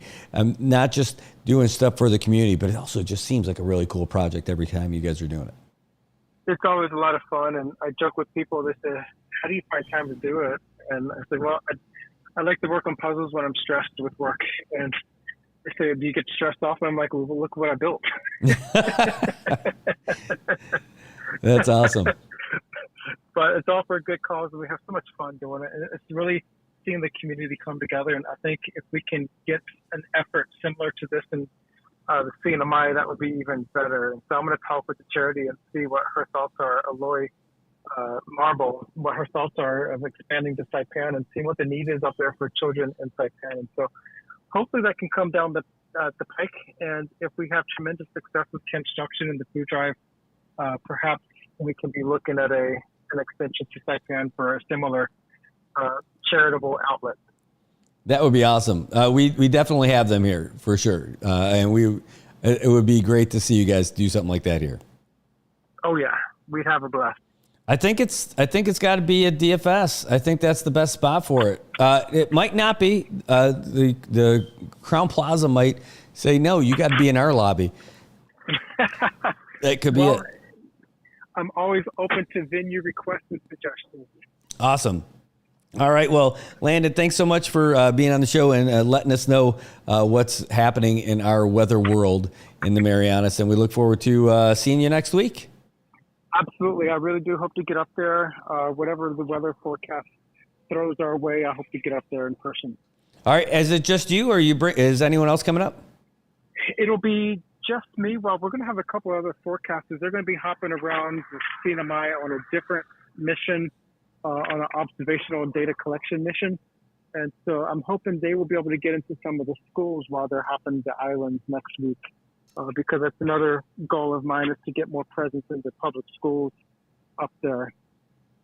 Well, great. That's awesome. If you need any help with that, let me know, because I know everybody. Oh, absolutely. They'll be happy to have you. Great.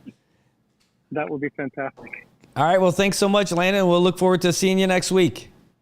Thank you so much. See you soon. All right. Take care.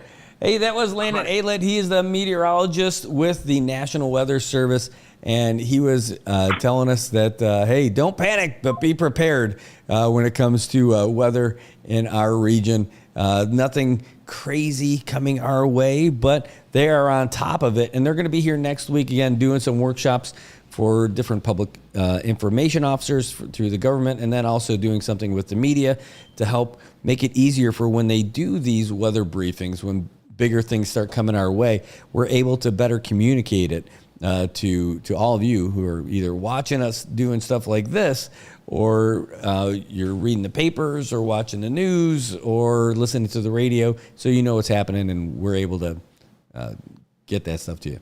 Anyways, pretty good morning. I'm having a great time. Hope you guys are too. If you haven't already, see that link in the comments. It's on the NMI News Service, so it depends on where you're watching. If you're watching, head over to the NMI News Service page, the Facebook page, and you'll see in the comments there where you can follow them on the Tower for Humanity Facebook page. We got that in the comments, so go and give that a look. Got some other stuff coming up. Let's see, what was that? Hold on. It's funny. I just got a message. It's taken for a while. Yes, you saw that. I took your advice and moved that thing over there for sure. Thanks for the heads up on that. All right, we're going to take a real quick break. When we come back, we're going to have more for you. We got some other things that are happening in our local news, but we're just going to throw this one up there again because I want to make sure that we catch those bad guys, and you're making a difference.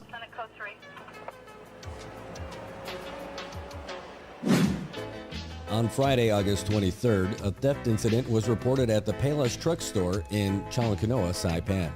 Preliminary investigation revealed that employees had discovered one of their delivery vans was leaking gas from the bottom. The van was towed to the shop, where it was later discovered that the gas tank was punctured. Upon reviewing the company's surveillance system, the company discovered that perpetrators responsible for the vandalism of their delivery truck was done on August 19th at about 9 p.m. Suspects were described carrying gas containers that were loaded onto a white Nissan Frontier. Another vehicle described as a red Toyota Tacoma was also observed making contact with the occupants of the Frontier. DPS seeks the community's assistance in identifying this person. Anyone with information about this incident may call the DPS Criminal Investigations Bureau at 664-9042. They may also call DPS headquarters at 664-9001 or call the Crime Stoppers hotline at 234-7272 if they wish to remain anonymous.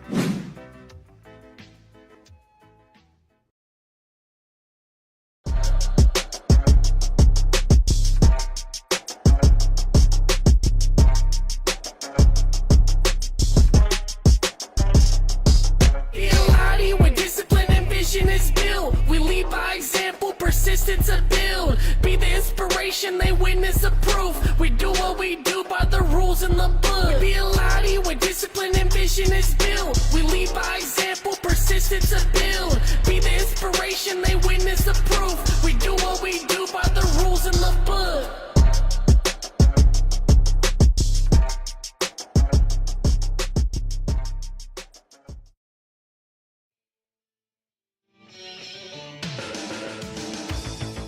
All right, welcome back, Marianas. It is 8:49 here on Wednesday. It's 84 degrees up at the airport. And you know what? Humidity says, you like 84 degrees? I'll give you 84%. And that's exactly where it's at right now. 84% humidity up at the airport. Very light winds, 5 to 8 miles per hour. So if you're looking at flying a kite, maybe not your best day, but probably not too bad for a hot air balloon. Who knows where you're going to end up, though. Scattered showers and thunderstorms throughout the day, 30% chance of rain. That says precipitation, probably not going to be hail or snow. So let's just call it rain. We're looking at a pretty decent day out there today, and if everything works out, we might be having some baseball tonight. We're going to find out. We're going to find out full show, and if we do have baseball tonight, you know you're going to be able to find it right here on the NMI News Service. That's right. We broadcast baseball, all kinds of sports, all kinds of activities. We do it all right here at the NMI News Service. We do it with great partnership with the folks from Island Image and Motion and Marianas Productions. It's great stuff for us. But, you know, when we do baseball, we also get to have Saipan's Best Pizza. And where do you get that? Really easy. Oh, jeez. Ambulance going by. You know why they're going by? They're in a hurry to get the Godfather so that they can get some great pizza. Saipan's Best Pizza, in fact. You know, they have a promo that's going to start next week for their pizza that you're not going to want to miss. We were talking with Scotty yesterday, and he was telling us all about it. I can't believe that this is like one of their actual promos that they have, because it just doesn't seem fair that you can eat this great pizza like this. Check it out. Their lunch buffet, all you can eat pizza, $10.99. It's your lunch pizza buffet, Monday to Wednesday. It starts next week. $10.99 for all you can eat pizza, Monday to Wednesday. And then you want to have a beer with it, it's going to be $4.99 for a draft beer mug too. There's no takeout with this. It's a buffet. It's going to be right there, right? You got to have it there at Godfather's, which, by the way, pretty good. You want to get in on that, or you want to get more information, their number is 235-2333, 235-2333, from 11 to 1:30. That's 2.5 hours to pack yourself full of pizza and enjoy a mug of beer for $4.99 also. The pizza is $10.99 for the buffet. If you want to get the beer in there, $4.99. Not a bad idea. Toba, I think we got to road trip it. Got to go from Dan and go check that out. Luisa, I don't know if you're able to do that in the daytime. You and Chuck come join us. We'll go grab some all-you-can-eat pizza. Check it out. It's going to be good. I'm absolutely looking forward to that. And by the way, they have all kinds of other specials. You don't just have to get the pizza if you're going down there for lunch over at Godfather's. They've got so many great things over there. In fact, I'll tell you about it. The sandwiches are like $12.95. Wait, hold on. $12.95. They got the foot-long hot dogs and burger sliders. They've got just big old burgers. They've got the wraps, the BLTs, chicken parm, Philly cheesesteak, quesadillas, French dip, pastrami, and Swiss, the Italian sausage. They even got the healthy choice salads, and you can get them with fish or you can get them with the chicken. And then they got the pizza specials. You name it, I'm telling you, it's a great spot. If you haven't tried Godfather's for lunch, make your way down there. It is an absolute great spot. It's a different environment. You go down there during lunch, it's nice and quiet. It's not like how it is when you go there at night, which is awesome. But it's not your nighttime experience when you go down there for lunch. Totally different world. And but you're able to see the same kind of folks that you like seeing when you're heading down there. So anyway, Godfather's, Saipan's best pizza. If you don't believe it, go down there and try it for yourself. Take that Godfather's challenge. Find out what your best pizza. I'm telling you, I am just a regular old pepperoni pizza guy. I don't like to get all fancy with my pizza, but that Meat Lovers pizza that they have over there is pretty legit. I think that's got me to see the error of my ways. Like pepperoni was not enough, Brad. You need the Meat Lover pizza. Go check it out. And man, they have specials all the time. On Tuesdays, $1.50 tacos. Again, they're not takeout orders. That's when you eat them there. You got chicken tacos and beef tacos and great tacos. That's their Taco Tuesday special. That's next week. I'm just getting you warmed up, getting you ready. Get your taste buds all ready for next week over there at Godfather's. I'm telling you, if you're not going there already, you're missing out. You're making a mistake. But you can change. You've seen the error in your ways. Too many Tuesdays have gone by without you getting the tasty goodness of their food and beverages. All right. Hey, we want to say congratulations, Zenny Mofness. I didn't know that she just moved up in the world. Now, Jesse Palacios, he's been the corporate director at NMHC for a long time. I feel like a very long time. I don't know how long, but for a long time. Well, anyway, he's still going to be there. He's the deputy corporate director over there now. And Zenny Mofness is now the new corporate director, and she's no slouch. She is sharp. In fact, she ended up getting us a whole bunch of grants and getting us a whole bunch of money, writing grants, managing them, and making sure that we have some great community development stuff. And she's killing it. She's crushing it, and now she's going to be running the place. She's got a master's degree in business from Chaminade University in Honolulu, and now she is the second woman to lead the agency since it started. Congratulations to you. That is very cool. And you got to know her dad. He's the director over there at Customs. Pretty cool for us, too.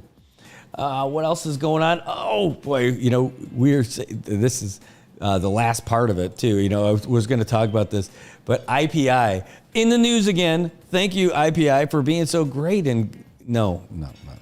IPI is back in the news. This time, it's because they want to get their preferred person to get the sale of their current building and their facilities and all that. And the CNMI Office of the Attorney General says, that's a great idea, but no. You're filing for bankruptcy. You don't get to sell to the person that you want to. It's not going to be going to the best candidate, or it's not going to suit the CNMI the best. So the CNMI's Office of the Attorney General says, hey, I like your idea of selling to your pal, but no. So initially, this is the guy that Lloyd Lam Sip, who said he was going to offer IPI a loan of $10 million $7 million. That turned into be like 1.5. And now he's trying to buy it for $10 million. $10 million for that facility is a smoking deal, apparently, even though there's a lot of money that needs to go into that whole place. And the CNMI government saying, hey, wait a minute, these guys owe us $100 million plus. So we're not going to offer them a get out of jail free card so they can sell it to their buddy who's also going to be part of the deal. I know I know I don't have any proof on it, but I'm telling you, these guys are way too close. IPI is definitely going to be involved with this guy, and it's going to be a way for them to get out of their current obligations, or this is how they're going to try it: dissolve and then form under this guy. That's it. Can't let IPI dictate the terms of what's going on for them. Let them file their bankruptcy, seize everything they got, auction it off, and put that property up for bid. And then, if that guy's the highest bidder, cool. But right now, I wouldn't even want to talk to IPI other than saying, give me my money. What was it? I don't remember what show it was. It's like, yeah. Have you give me my money? Oh, what was it? You just say it over and over and over again. Give me my money. Give me my money. That's it. That's the only thing you need to say to IPI. In fact, if you could put that in a legal document, signed the governor, have you give me my money? That's it. Sincerely, Governor Palacios. Just say that to them, and that's it. Because why would now? All the creditors don't like this deal either. They're saying, no, you can't sell to this guy for $10 million. You're just giving that dude a sweetheart deal. You can't do it. It's not a good deal. Yo, everybody, and your brother.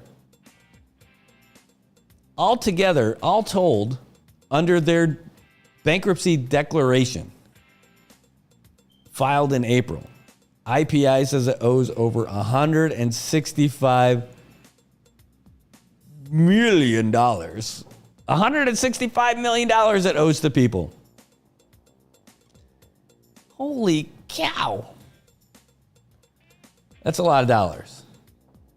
Yeah, IPI, looking at you guys in the comments, break that eyesore down, pick up a food court there. Yeah, IPI is something of pure baloney, treating the government and people with total disrespect. Yeah, I hear that. I hear that, guys. I'm reading your comments. That's it. I am with you. I am with you. That company, I can't wait till they're gone. Like when we don't have to talk about them anymore. Because it's just BS. Everything. And that's why Best Sunshine was BS, right? Like they had to change the branding on that one. But man, IPI, it's like every time they say anything, you just can't believe it. That's it. You just can't believe a single thing they say, other than that filing where they say that they owe $165.8 million. Okay, you can believe that. That sounds like a pretty accurate number. But outside of that, you can't make an agreement with them to pay for anything. You just got to take their stuff, auction it off, subtract it from that 165, and then send them a bill. Really, that's what they absolutely need to do. Totally seize everything they got, auction it off, then bid, put out a RFP for their facilities down there in Garapan. I mean, I can't imagine a scenario where that building gets deconstructed. I can't see it. Somebody's going to end up finishing it. Hopefully. Gosh, I hope so. Oh my God. Can you imagine if it doesn't get finished? Like the prospect of that just hasn't sunk in for me yet.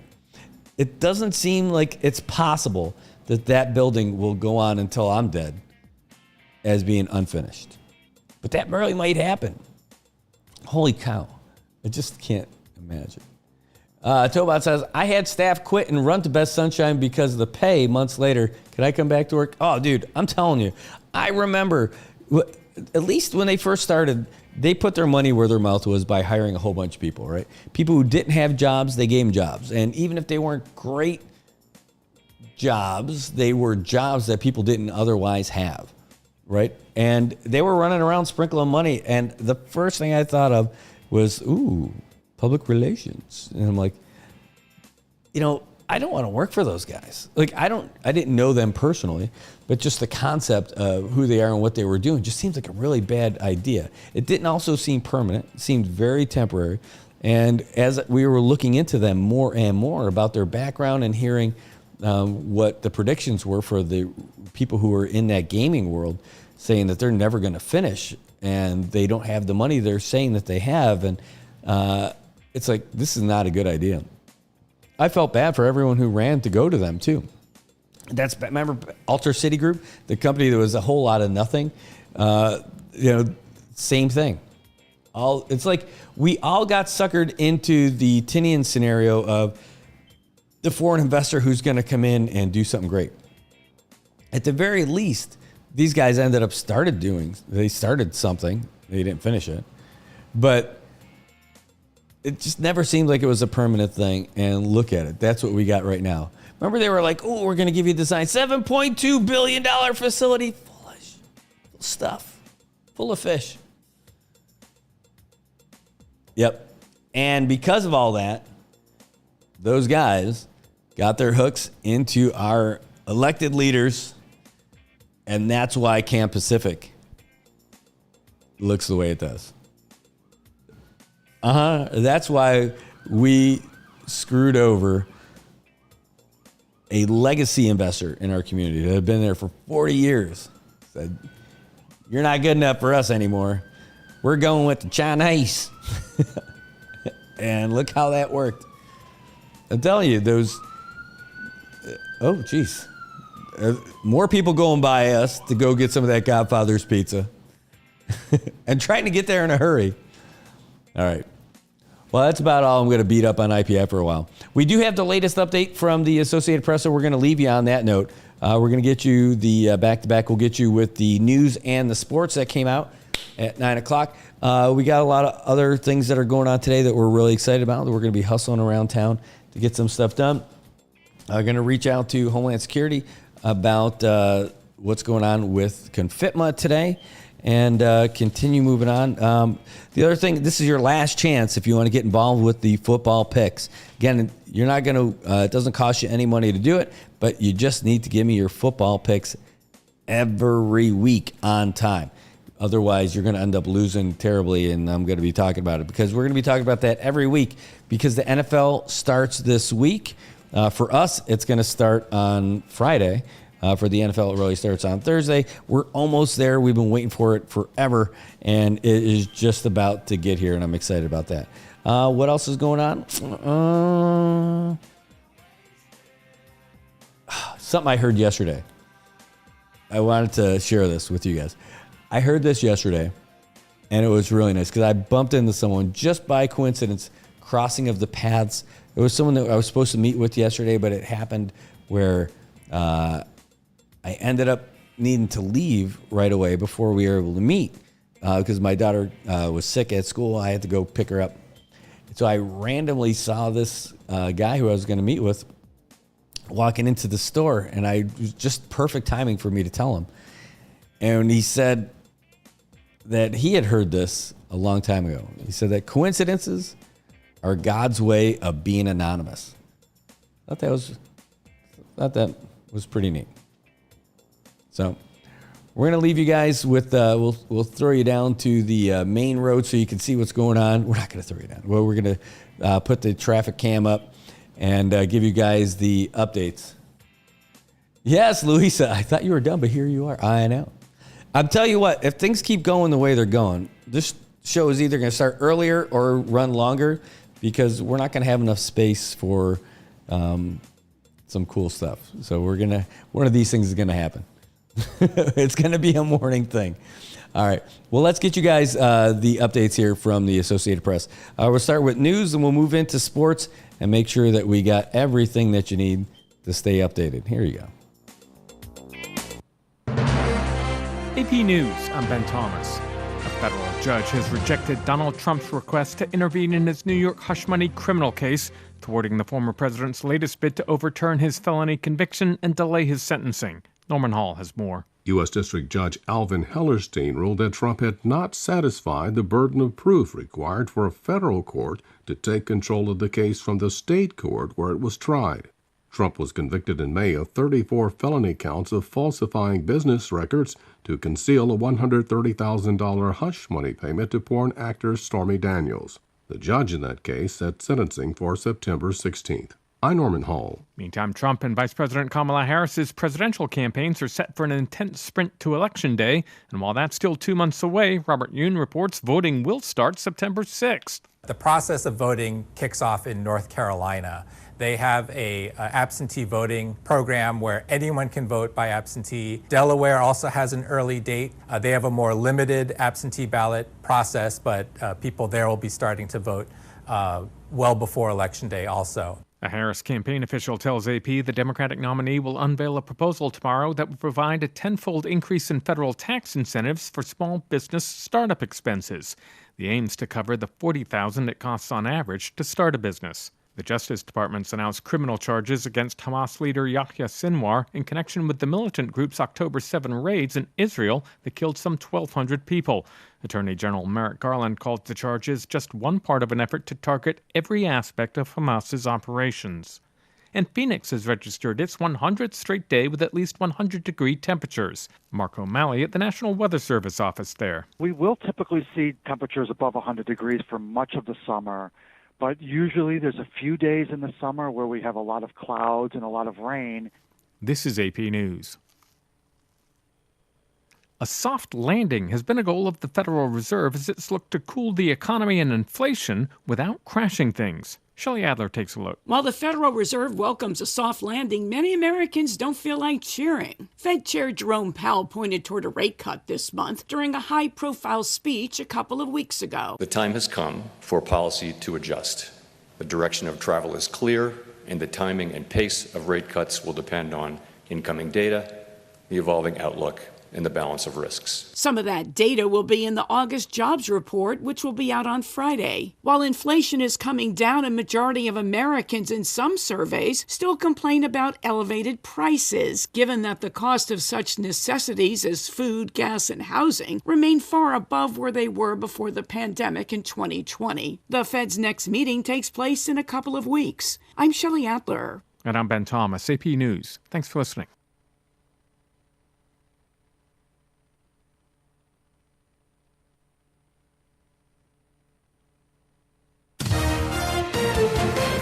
AP Sports, I'm Tom Merriam. Only 11 games on the Major League Baseball schedule this Labor Day, as MLB inexplicably gave the holiday off to 8 teams. 2 of the biggest games concerned the race for first place in the American League East. The Yankees started the day a half game ahead of the Orioles, and that's where they ended it, thanks to an 8-4 victory over the Texas Rangers.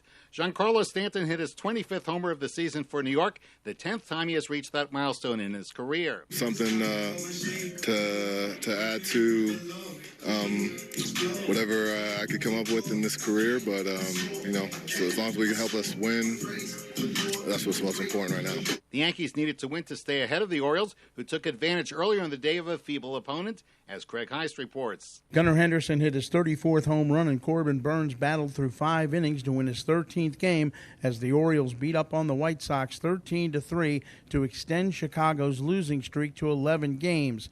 Henderson drove in 3 runs. Cedric Mullins homered and drove in 3. Austin Slater went 3 for 4 with 3 RBI as the Orioles pounded out 18 hits and went 7 for 23 with runners in scoring position. I think that's the offense that we believe that we are, and to come out the way that we did today was, showed a lot of toughness, and I think hopefully turns the tides for us here. Chris Flexen took the loss to fall to 2-14. The loss dropped the White Sox to 31-108 on the season. In the AL Central, the Guardians started a critical series with the Royals in Kansas City, where Greg Eklund took in the action. The Kansas City Royals have now lost 6 in a row after Cleveland opened the 3-game series with a 4-2 victory.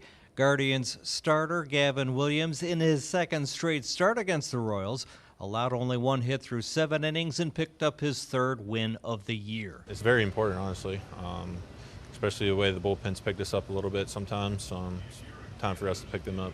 Michael Garcia's RBI double in the second was the only hit Williams gave up to give the Royals an early lead.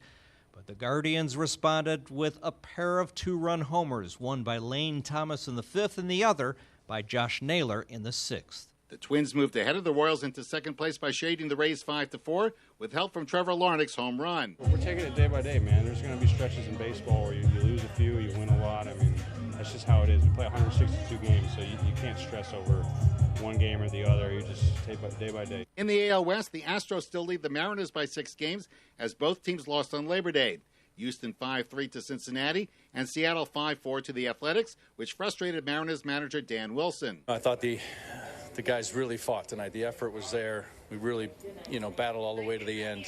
It's a tough one to take, but we come out tomorrow and we get after it again. The Brewers took a powerful step towards clinching the NL Central title. Here's Dave Ferry with the details. The Brewers rolled to a 9-3 win over the Cardinals, doing all their scoring with a grand slam, a 3-run homer, and a 2-run shot. Rookie Jackson Chourio provided the grand slam and walked 3 times after walking just 6 times in August. Manager Pat Murphy likes his shortstop. You guys go look up the guys that played at 19 and 20 in the big leagues.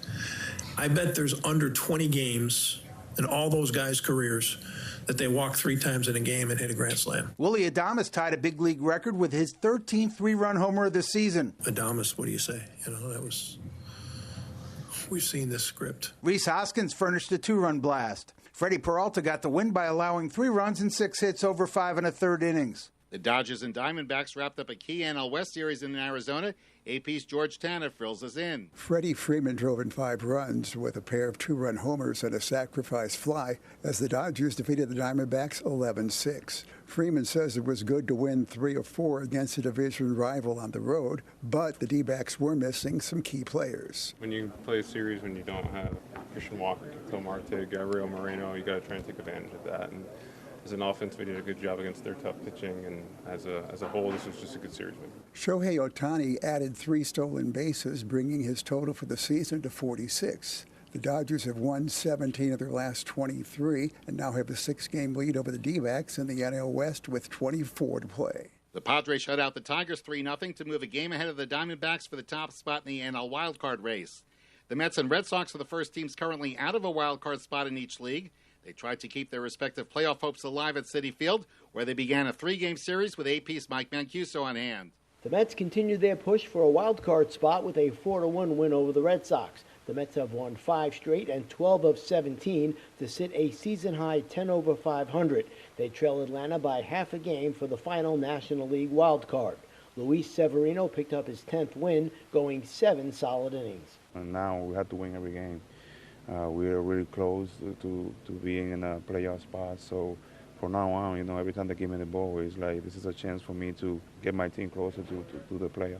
Phil Maton picked up the save. Francisco Lindor had 2 hits. He's reached base in 31 straight games. Boston has dropped 3 straight and trailed Kansas City by 4.5 games for the final American League playoff spot. And one other game, the Pirates stopped the Cubs 5-3. More sports news after this. The U.S. Open opened its second week with the number 1 seeds playing in the round of 16 in New York. As always, Graham Agar serves up the action from day 8. Pegula joins fellow American Emma Navarro in the final 8 and has reached that milestone for the second time in New York. The 6th seed through without dropping a single set so far, her latest victory coming 6-4, 6-2 over the Russian Diana Schneider. I feel like this time, I don't know, maybe a little less pressure in a way. I think I'm just happy that I've been able to give myself another opportunity, I guess. She now takes on her biggest challenge to date when she faces the women's top seed, Iga Swiatek. She also has not conceded a set. Men's top seed, Yannick Sinner, ended Tommy Paul's run, but had to work hard for a close 3-set victory. He now takes on Daniel Medvedev. I'm Graham Agars. The first full weekend of the college football season concluded Monday night with a preseason contender trying to keep its postseason hopes alive in a critical ACC battle. Florida State, which went undefeated in the regular season last year, is now 0-2 this year after losing to Boston College 28-13 in Bill O'Brien's first game as the Eagles head coach. Tom Merriam, AP Sports. Good morning, Marianas. So many things we got to discuss. Happy day, Tirawamian greetings. To Rhoda, Guam, Saipan, and Tinian. For all your island news. From a beautiful place with Pacific views, it's always so much fun. Oh. Good morning, Mariana.